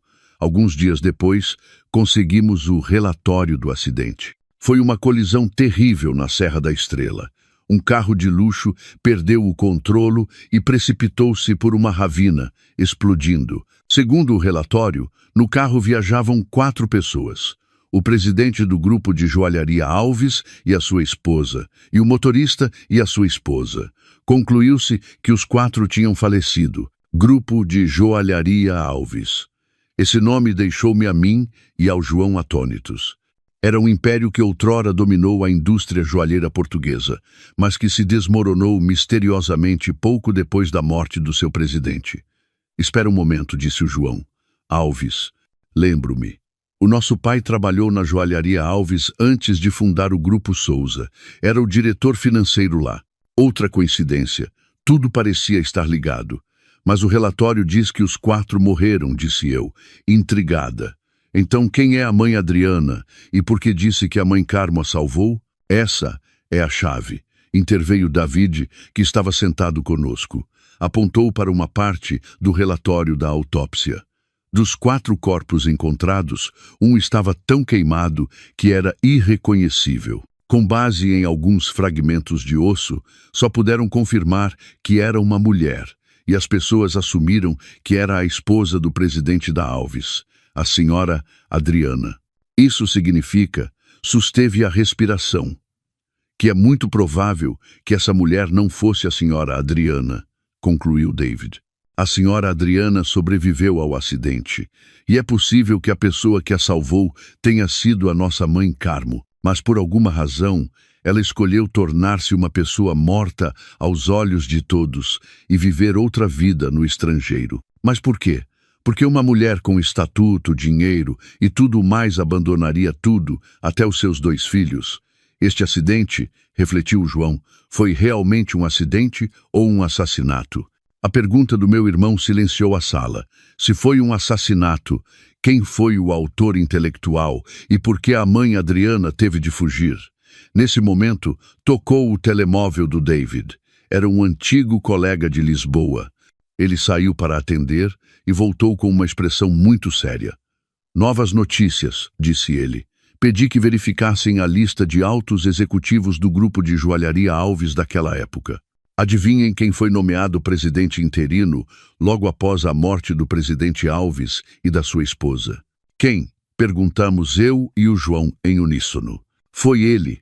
A voz de David tornou-se firme. O presidente do Império Dourado, o Sr. Moraes. Esse nome apareceu mais uma vez. O velho inimigo da nossa família, o homem que levou o nosso pai à morte. Uma onda de náuseas e raiva subiu-me pela garganta. Isto não pode ser uma coincidência. Bateu o João na mesa. Moraes, o nosso pai, a joalharia Alves e aquele acidente de viação. Tem de haver uma ligação. Um panorama escuro e terrível começava a tomar forma. Uma conspiração oculta durante 25 anos. Um crime que não só ceifou várias vidas, como também destroçou uma família. E agora, por acaso, parecíamos estar a aproximar-nos do coração desse segredo. A busca pelas nossas raízes tinha se tornado, inesperadamente, na perseguição da verdade de um caso de assassinato em série. E o suspeito mais provável era o arqui-inimigo da nossa família. O nome Sr. Moraes era como a chave que abria uma porta escura para os terríveis segredos do passado. Todos os eventos se uniram agora numa hipótese aterradora. O Sr. Moraes não só tinha levado nosso pai à morte para se apoderar do Grupo Souza, como era muito provável que, 25 anos antes, estivesse por trás daquele terrível acidente para devorar todo o grupo de joalharia Alves. Se isso for verdade, cerrou os dentes o João. Ele não é humano, é um demônio. Mas tudo isto são apenas conjecturas por agora, disse David, tentando manter a calma própria de um profissional da lei. Não temos provas concretas para o acusar. O caso é demasiado antigo e é provável que quase todos os vestígios tenham sido apagados. E a mãe Adriana? Intervi. Se ela estiver viva, é a testemunha mais importante. Saberá exatamente o que aconteceu. Mas por que fugiu? Porque não se apresentou para o denunciar. Provavelmente tinha medo, respondeu o João. O inimigo era demasiado poderoso. Tinha de se preocupar não só com ela, mas também com os seus 2 filhos. Talvez tornar-se uma pessoa morta fosse a única forma de nos proteger. Senti um nó no peito. A partida da minha mãe biológica não foi um abandono, mas um sacrifício silencioso. Teve de renunciar a tudo pela segurança dos seus 2 filhos, vivendo em solidão e tormento num país estrangeiro. E a nossa mãe Carmo, que nos criou, também fez parte desse sacrifício. Viveu toda a sua vida com esse segredo guardado no coração. O que fazemos agora? Perguntei, olhando alternadamente para o David e para o João. Vamos à Suíça procurar a mãe Adriana. Não. Opuseram-se o David e o João, quase em uníssono. É demasiado perigoso, explicou David. O Sr. Moraes é uma raposa velha. A sua rede de informações está por todo o lado. Se ele souber que estamos a investigar, não hesitará em usar qualquer meio para nos silenciar, como fez com o vosso pai. Além disso, não temos a certeza de que a mãe Adriana nos queira ver. A última carta foi escrita há 5 anos, e ninguém sabe em que situação ela se encontra agora. O David tem razão, continuou o João. O que temos de fazer agora é procurar provas aqui primeiro. A chave do cofre é a pista mais importante. É muito provável que a fortuna que a mãe Adriana deixou não contenha apenas dinheiro, mas também algo que possa expor os crimes do Sr. Moraes. Mas isso é um banco suíço, disse eu, preocupada. As suas leis de sigilo bancário são as mais rigorosas do mundo. Mesmo que tenhamos a chave, não creio que eu possa ir lá abri-la. Deixa isso comigo, disse o João, com um olhar decidido. Tenho um amigo advogado especialista em direito internacional. Vou pedir-lhe que procure uma solução. Pode levar tempo, mas não é impossível. Enquanto o João tratava do assunto da Suíça, eu e o David decidimos começar por outro lado, procurar as antigas testemunhas que trabalharam no grupo de joalharia Alves na época do acidente. 25 anos é muito tempo, mas certamente ainda restavam pessoas que sabiam o que se passou. Pessoas que tiveram de guardar silêncio por opressão, suborno ou ameaças do Sr. Moraes. A nossa busca foi muito difícil. Muitas pessoas tinham se mudado, muitas tinham falecido. Os que restavam, ao mencionarem os nomes da joalharia Alves e do senhor Moraes, abanavam a cabeça assustados e recusavam-se a falar. O poder e a crueldade do senhor Moraes tinham criado uma sombra tão grande que os tinha oprimido durante décadas. Depois de vários dias de busca desesperada, finalmente tivemos um golpe de sorte. Encontramos o senhor Paulo, o antigo motorista reformado da família do presidente Alves. Agora era um ancião frágil que vivia sozinho numa pequena casa nos arredores. Quando chegamos, ele estava sentado na varanda de casa, a olhar ao longe com olhos tristes. No início, também se recusou a falar, mas quando lhe mostrei a foto da mãe Adriana e lhe contei a minha identidade, os seus velhos olhos encheram-se de lágrimas. "Menina, é a menina Isabel?" perguntou com voz trêmula. Quando a senti, o senhor Paulo desatou a chorar. "Meu Deus, está viva. Eu pensava que toda a família do presidente." Convidou-nos a entrar em sua casa. Depois de se acalmar, começou a contar a história de há 25 anos, uma história que tinha guardado no coração como um pesadelo. No dia do acidente, disse o senhor Paulo com voz trêmula, era suposto eu conduzir aquele carro, mas naquela manhã, o então vice-presidente, o senhor Moraes, enviou-me de repente para outra província com um recado. Disse que era urgente e enviou outro motorista no meu lugar. Era um rapaz novo que tinha acabado de começar. Não o conhecia bem. Quando soube da notícia do acidente, senti que algo não estava bem, continuou ele. Aquele carro era o do presidente. Eu verificava-o todos os dias. Era impossível que os travões falhassem. Tentei dizer isso à polícia, mas ninguém me acreditou. Disseram que eu estava devagar por causa da dor. E alguns dias depois, o senhor Moraes enviou alguém para me dar uma grande soma de dinheiro e ameaçar-me, dizendo que se eu continuasse a falar, a minha família não estaria a salvo. Por medo, pelos meus filhos, baixou a cabeça o senhor Paulo, com a voz cheia de arrependimento. Tive de guardar silêncio. Aceitei o dinheiro e deixei o trabalho. Durante estes 25 anos, não dormi uma única noite em paz. O remorso e a culpa atormentaram-me constantemente. O testemunho do senhor Paulo era a prova viva de que o acidente não foi uma casualidade, mas uma conspiração meticulosamente planeada. O senhor Moraes, acrescentou o senhor Paulo, não era apenas cruel, mas também muito desconfiado. Tinha sempre um pequeno gravador instalado no escritório do presidente para vigiar todas as suas conversas. Uma vez, vi-o por acaso a trocar-lhe as pilhas em segredo. Um relâmpago atravessou a minha mente. Um gravador. Se ainda estivesse lá, era muito provável que tivesse gravado conversas importantes, provas que poderiam expor os crimes do senhor Moraes. Mas onde fica esse escritório? O grupo de joalharia Alves já não existe. A sua antiga sede deve ser agora propriedade de outra empresa. Quando nos sentíamos perdidos, o senhor Paulo forneceu-nos outra informação valiosa. Depois da morte do presidente, o senhor Moraes selou todo o seu antigo escritório. Disse que era para conservar as suas memórias, mas eu sei que ele tinha medo de que alguém encontrasse algo lá dentro. Essa sala continua intacta, no último andar do antigo edifício da Alves. Todas as pistas pareciam convergir para um ponto. Uma sala selada durante 25 anos que poderia conter a caixa negra de todo o caso. Mas como poderíamos entrar num lugar tão fortemente guardado por outro grupo? O antigo edifício da Alves chamava-se agora Torre Dourada, erguendo-se no centro da cidade como uma fortaleza inexpugnável. Infiltrar-se ali, especialmente na sala selada do último andar, era uma missão quase impossível para pessoas comuns como nós. Isto não se pode fazer pelas vias normais, disse David, depois de dar uma volta ao redor do edifício.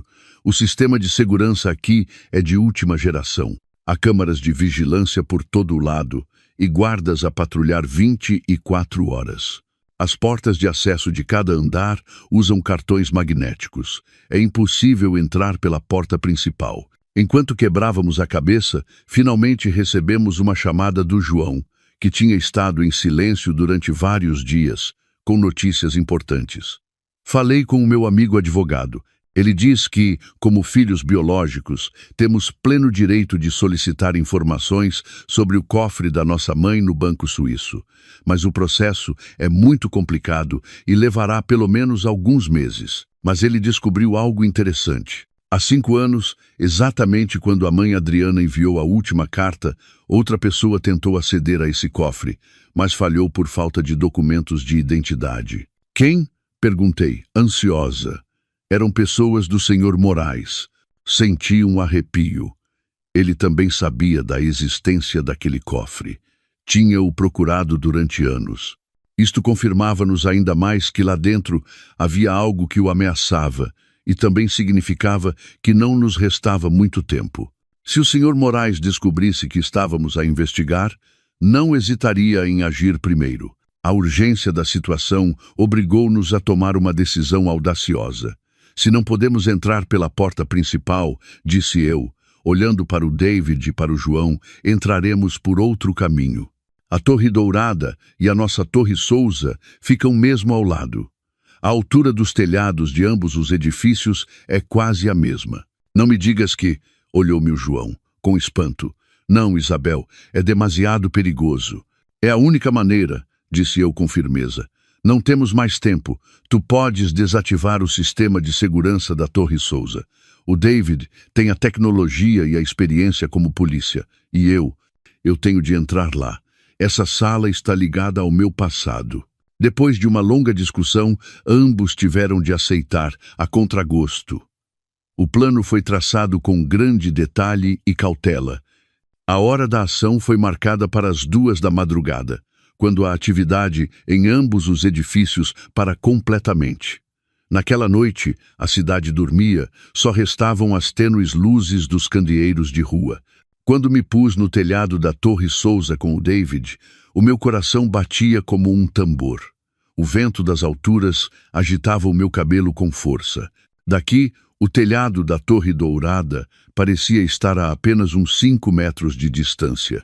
Não era uma grande distância, mas era um abismo entre a vida e a morte. David preparou o equipamento com cuidado. Era um perito nestas coisas.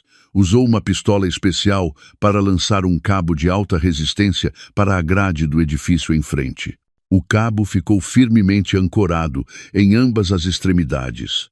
Eu vou primeiro, disse David com voz grave e tranquilizadora. Quando eu atravessar e assegurar a zona, tu deslizas pela corda. Não tenhas medo. Eu seguro-te com força. Assenti. As minhas palmas já estavam úmidas de suor. Susteve a respiração enquanto via o David pendurar-se agilmente na corda e atravessar o vazio escuro. Alguns minutos depois, chegou, são e salvo, ao outro lado e fez-me um sinal. Era a minha vez. Respirei fundo e agarrei-me com força à corda fria. O meu corpo inteiro ficou suspenso no céu noturno. Embaixo, as luzes da cidade pareciam distantes, e um pequeno erro poderia fazer-me cair. Mas o pensamento da minha mãe, da verdade que me esperava do outro lado, deu-me forças. Quando os meus pés tocaram a grade da Torre Dourada, David apressou-se a ajudar-me. Conseguiste? Sussurrou com orgulho. Rapidamente, desativamos as câmaras do telhado e encontramos o caminho para as escadas de emergência. O escritório selado ficava mesmo no andar de baixo. A velha fechadura não foi um problema para David. Apesar da porta, abriu-se com um rangido, revelando um espaço que tinha estado mergulhado na escuridão e no pó durante 25 anos. Acendemos uma pequena lanterna e a luz tênue percorreu a sala. Tudo estava como o Sr. Paulo tinha descrito. A secretária, a estante, o conjunto de sofás, tudo estava coberto por uma espessa camada de pó. O ar viciado cheirava a tempo. Segundo o Sr. Paulo, o gravador estava escondido atrás de um grande quadro a óleo pendurado na parede. David desceu o quadro com cuidado. Efetivamente, um velho gravador de cassetes estava engenhosamente instalado num pequeno buraco na parede. Ainda funcionará? Perguntei, preocupada. É difícil saber, respondeu David, mas levemo-lo de qualquer maneira. Enquanto David desmontava o aparelho, eu comecei a procurar mais. Intuitivamente, senti que devia haver algo mais naquela sala. A luz da minha lanterna percorreu a estante. Centenas de velhos livros de capa de couro, a maioria sobre gestão e direito. De repente, lembrei-me de um costume do meu pai. Como diretor financeiro, ele também levava sempre um pequeno caderno, onde anotava as coisas mais importantes, os segredos que não queria que ninguém soubesse. Teria o presidente Alves um costume semelhante? Comecei a tirar os livros um por um, folheando as páginas rapidamente. E quando peguei num grosso livro de direito intitulado Justiça e Verdade, notei que pesava estranhamente. Ao abri-lo, senti o coração parar. O interior do livro estava oco, deixando um espaço exato para um pequeno caderno de capa de couro preto. Peguei nele com as mãos a tremer. É isto, tem de ser isto. Nesse preciso momento, ouvimos passos e um fraco murmúrio de vozes do corredor. Verifiquem bem a zona do telhado. Acho que vi uma sombra suspeita. Senti o coração cair-me aos pés. Tínhamos sido descobertos. Os seguranças do edifício estavam de ronda.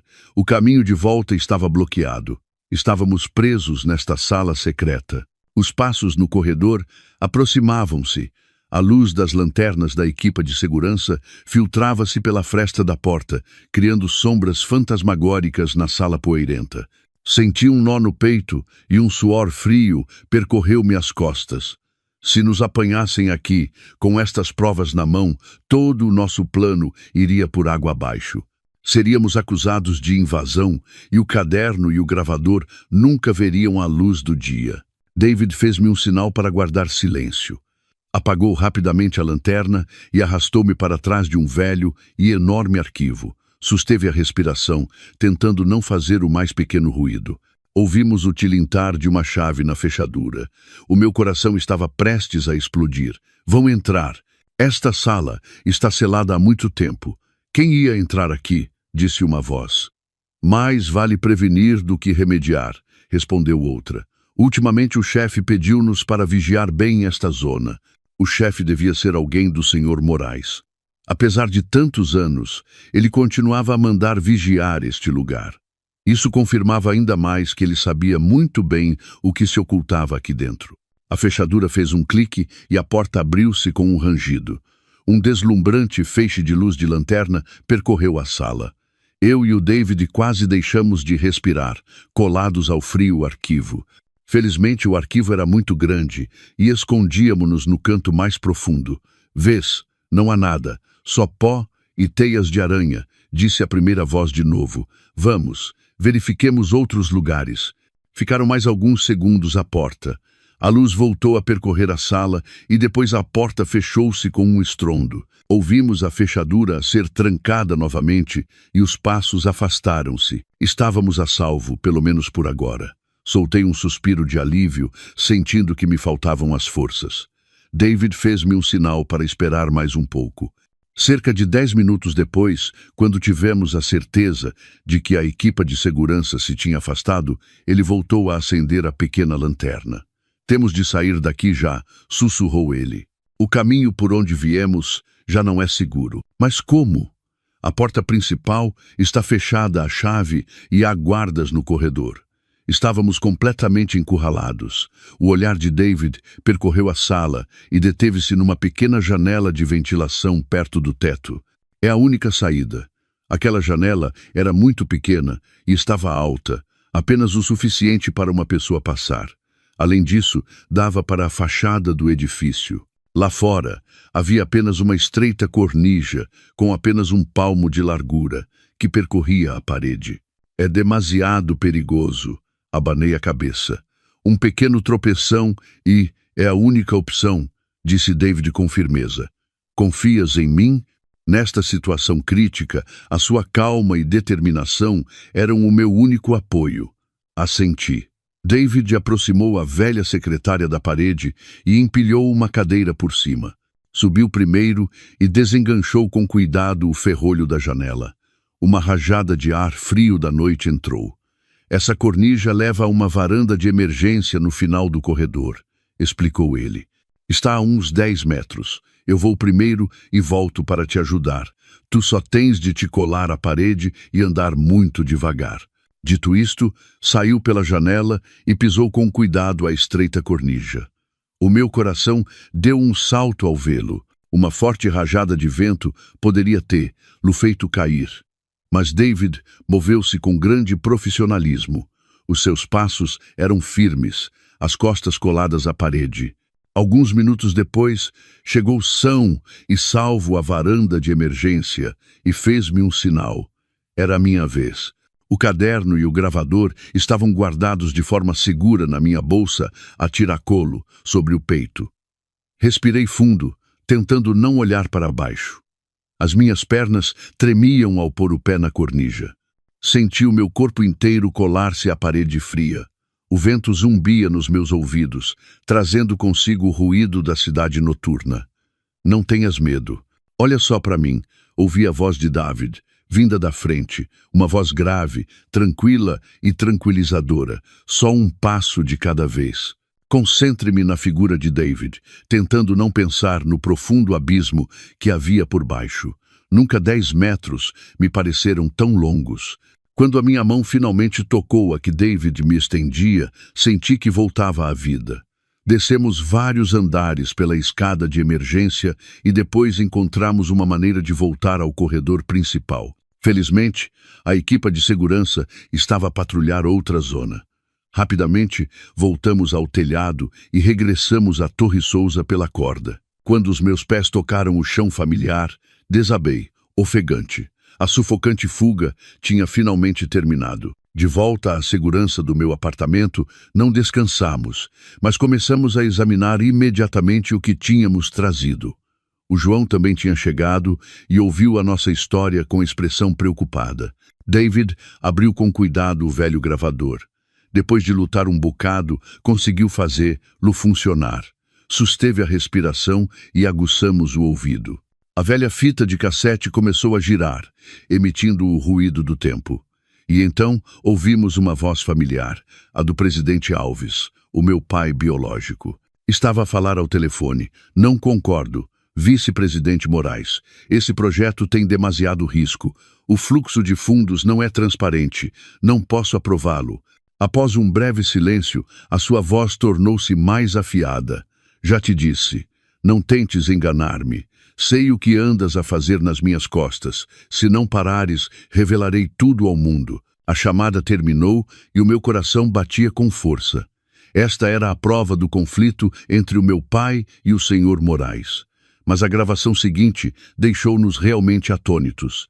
Desta vez era a voz do senhor Moraes. Estava a falar com alguém. O velho descobriu tudo.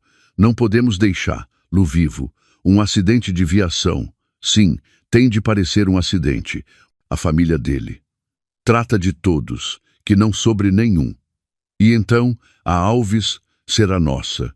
Uma confissão gravada há 25 anos. Uma confissão inegável. Ao mesmo tempo, abri o caderno de capa de couro preto. Dentro, não havia apenas registros das transações comerciais da joalharia Alves, mas também breves diários do meu pai. Ele escreveu sobre a sua preocupação ao descobrir a conspiração do senhor Moraes, a sua inquietação por se sentir vigiado e o seu amor infinito pela sua esposa e pelos seus 2 filhos pequenos. E na última página, havia uma linha escrita apressadamente com uma tinta especial, uma tinta visível, apenas sob luz ultravioleta, um costume prudente dos profissionais das finanças, que eu e o João conhecíamos. Rapidamente apagamos as luzes e o David apontou uma pequena lanterna ultravioleta que levava sempre consigo para o papel.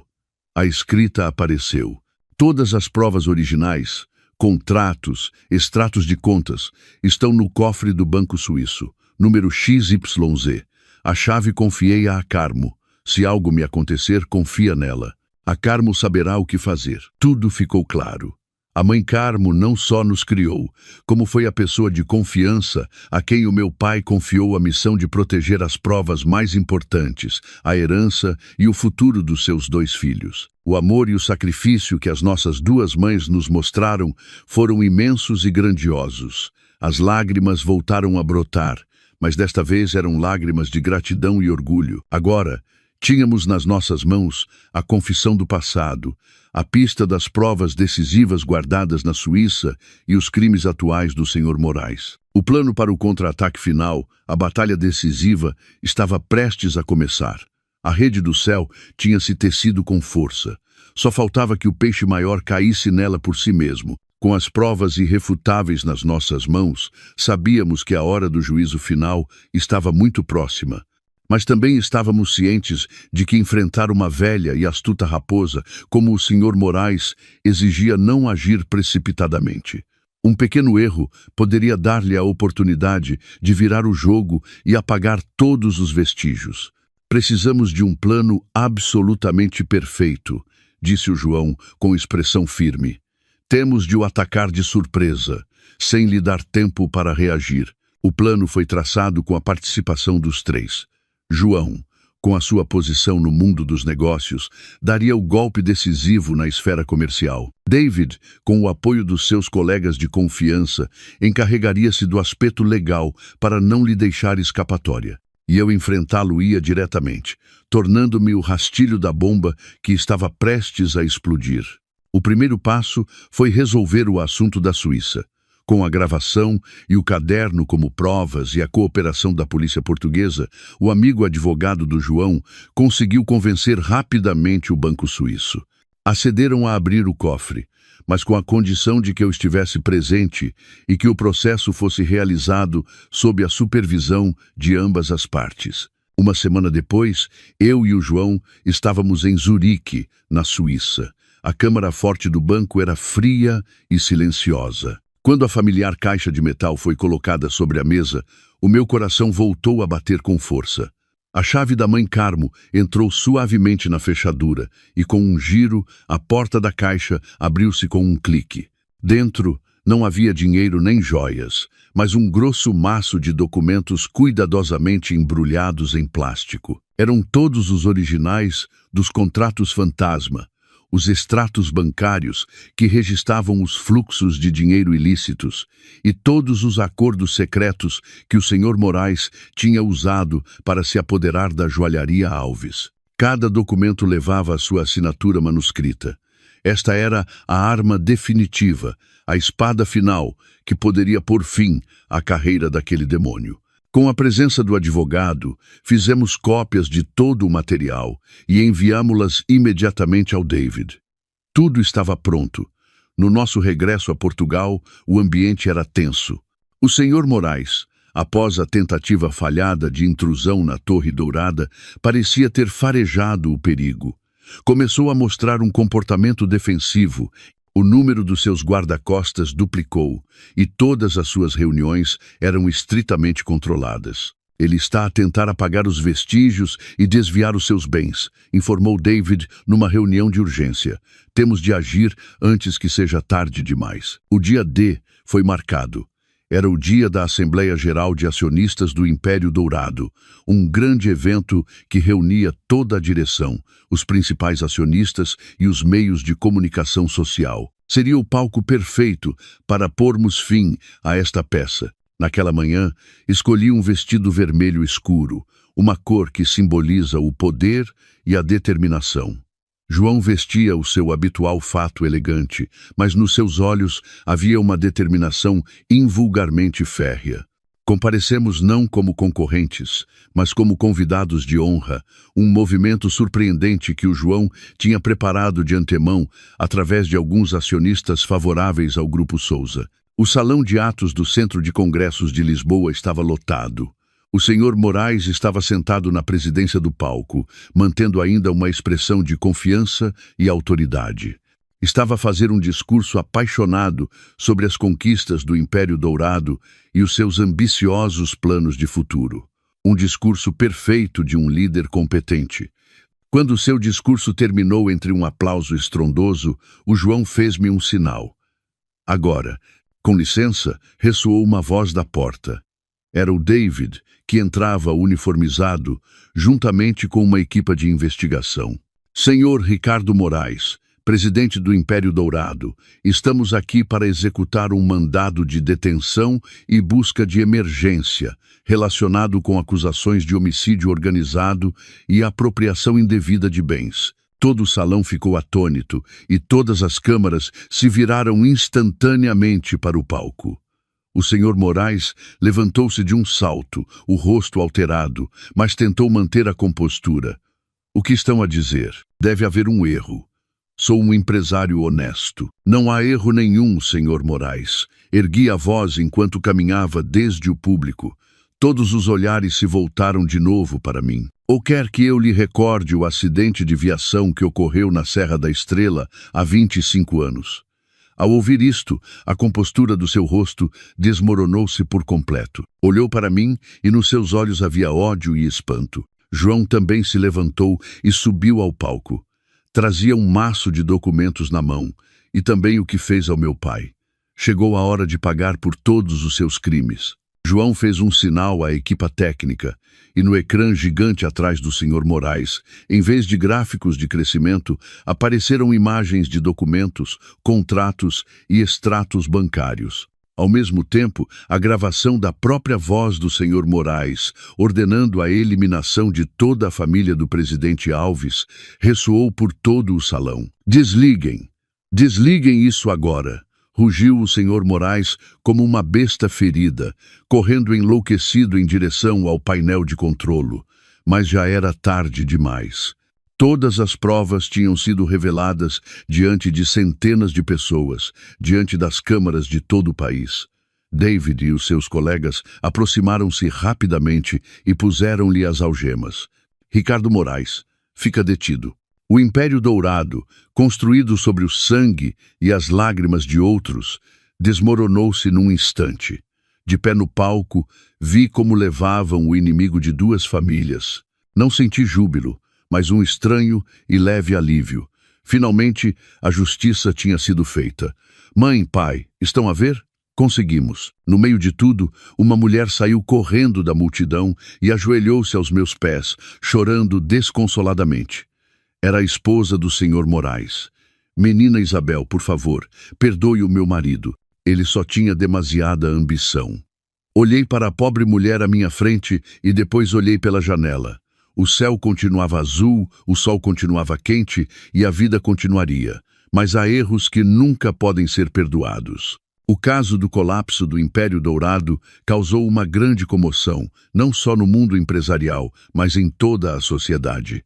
Os crimes ocultos, durante 25 anos, finalmente vieram à luz. Os meios de comunicação social informaram e analisaram, dia após dia, a crueldade e a astúcia do senhor Moraes.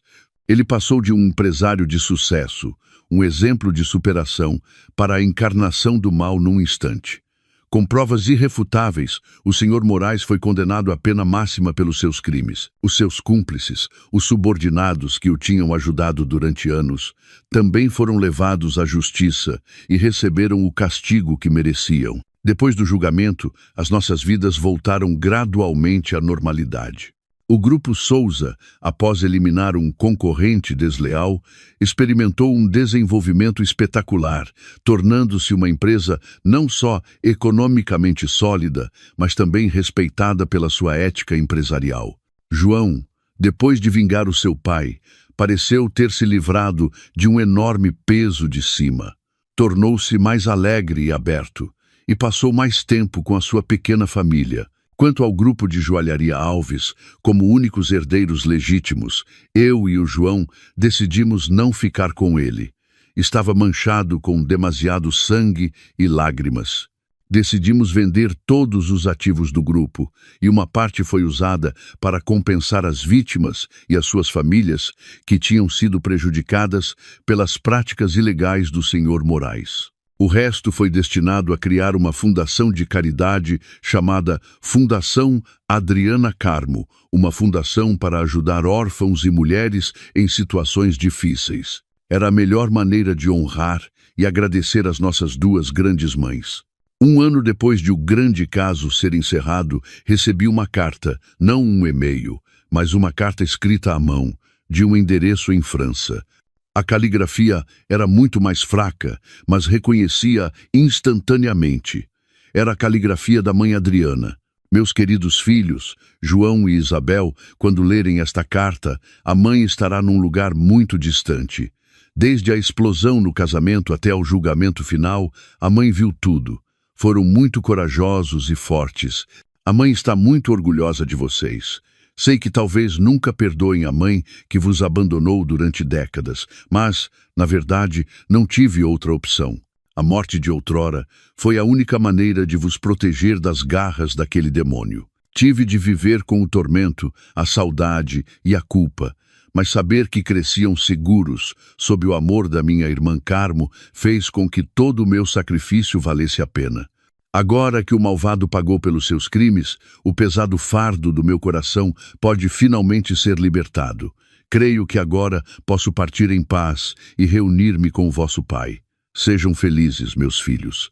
Vivam uma vida realmente significativa em nome da vossa mãe e do vosso pai. Amo-vos muito. Mãe Adriana.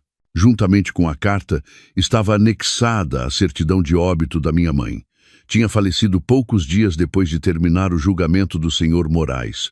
Eu e o João abraçamo-nos e choramos. Eram lágrimas de tristeza, mas também de compreensão e paz. Finalmente, podíamos chamá-la de mãe com o coração em paz. A minha vida, depois de tantas tempestades, finalmente encontrou um porto tranquilo. Eu e o David decidimos celebrar um pequeno e caloroso casamento no Algarve, onde o nosso amor começou. No dia do casamento, em vez de um luxuoso vestido de noiva, escolhi um elegante vestido de seda de um suave tom de rosa, simples e puro. Na minha mão, em vez de um ramo, segurava firmemente a mão do David, o homem que me tinha acompanhado nos momentos mais difíceis. João olhava para mim com um sorriso feliz. Os seus olhos brilhavam de alegria. Clara, com um precioso vestido de princesa, espalhava pétalas de rosa pelo caminho que percorríamos. No meio daquele ambiente caloroso, tivemos um convidado especial. Era o Sr. Paulo, o antigo motorista. Trouxe-nos, como pequeno presente, uma velha foto dos meus pais biológicos numa simples moldura de madeira. Menina, desejo-lhe toda a felicidade, disse ele com voz trêmula. Aceitei o presente com o coração cheio de emoção. O passado tinha terminado, mas as boas memórias e os bons sentimentos perdurariam para sempre. Naquela tarde, enquanto o sol se punha sobre o mar algarvio, eu e o David ficamos de pé, um ao lado do outro, a contemplar o horizonte distante.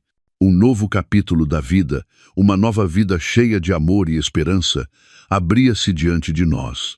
Sabia que, a partir de agora, nenhuma tempestade poderia derrubar-me, porque ao meu lado haverá sempre pessoas que me amam incondicionalmente. E acredito que, em algum lugar no alto, os meus 3 pais e mães estarão a observar-nos e a abençoar-nos com um sorriso.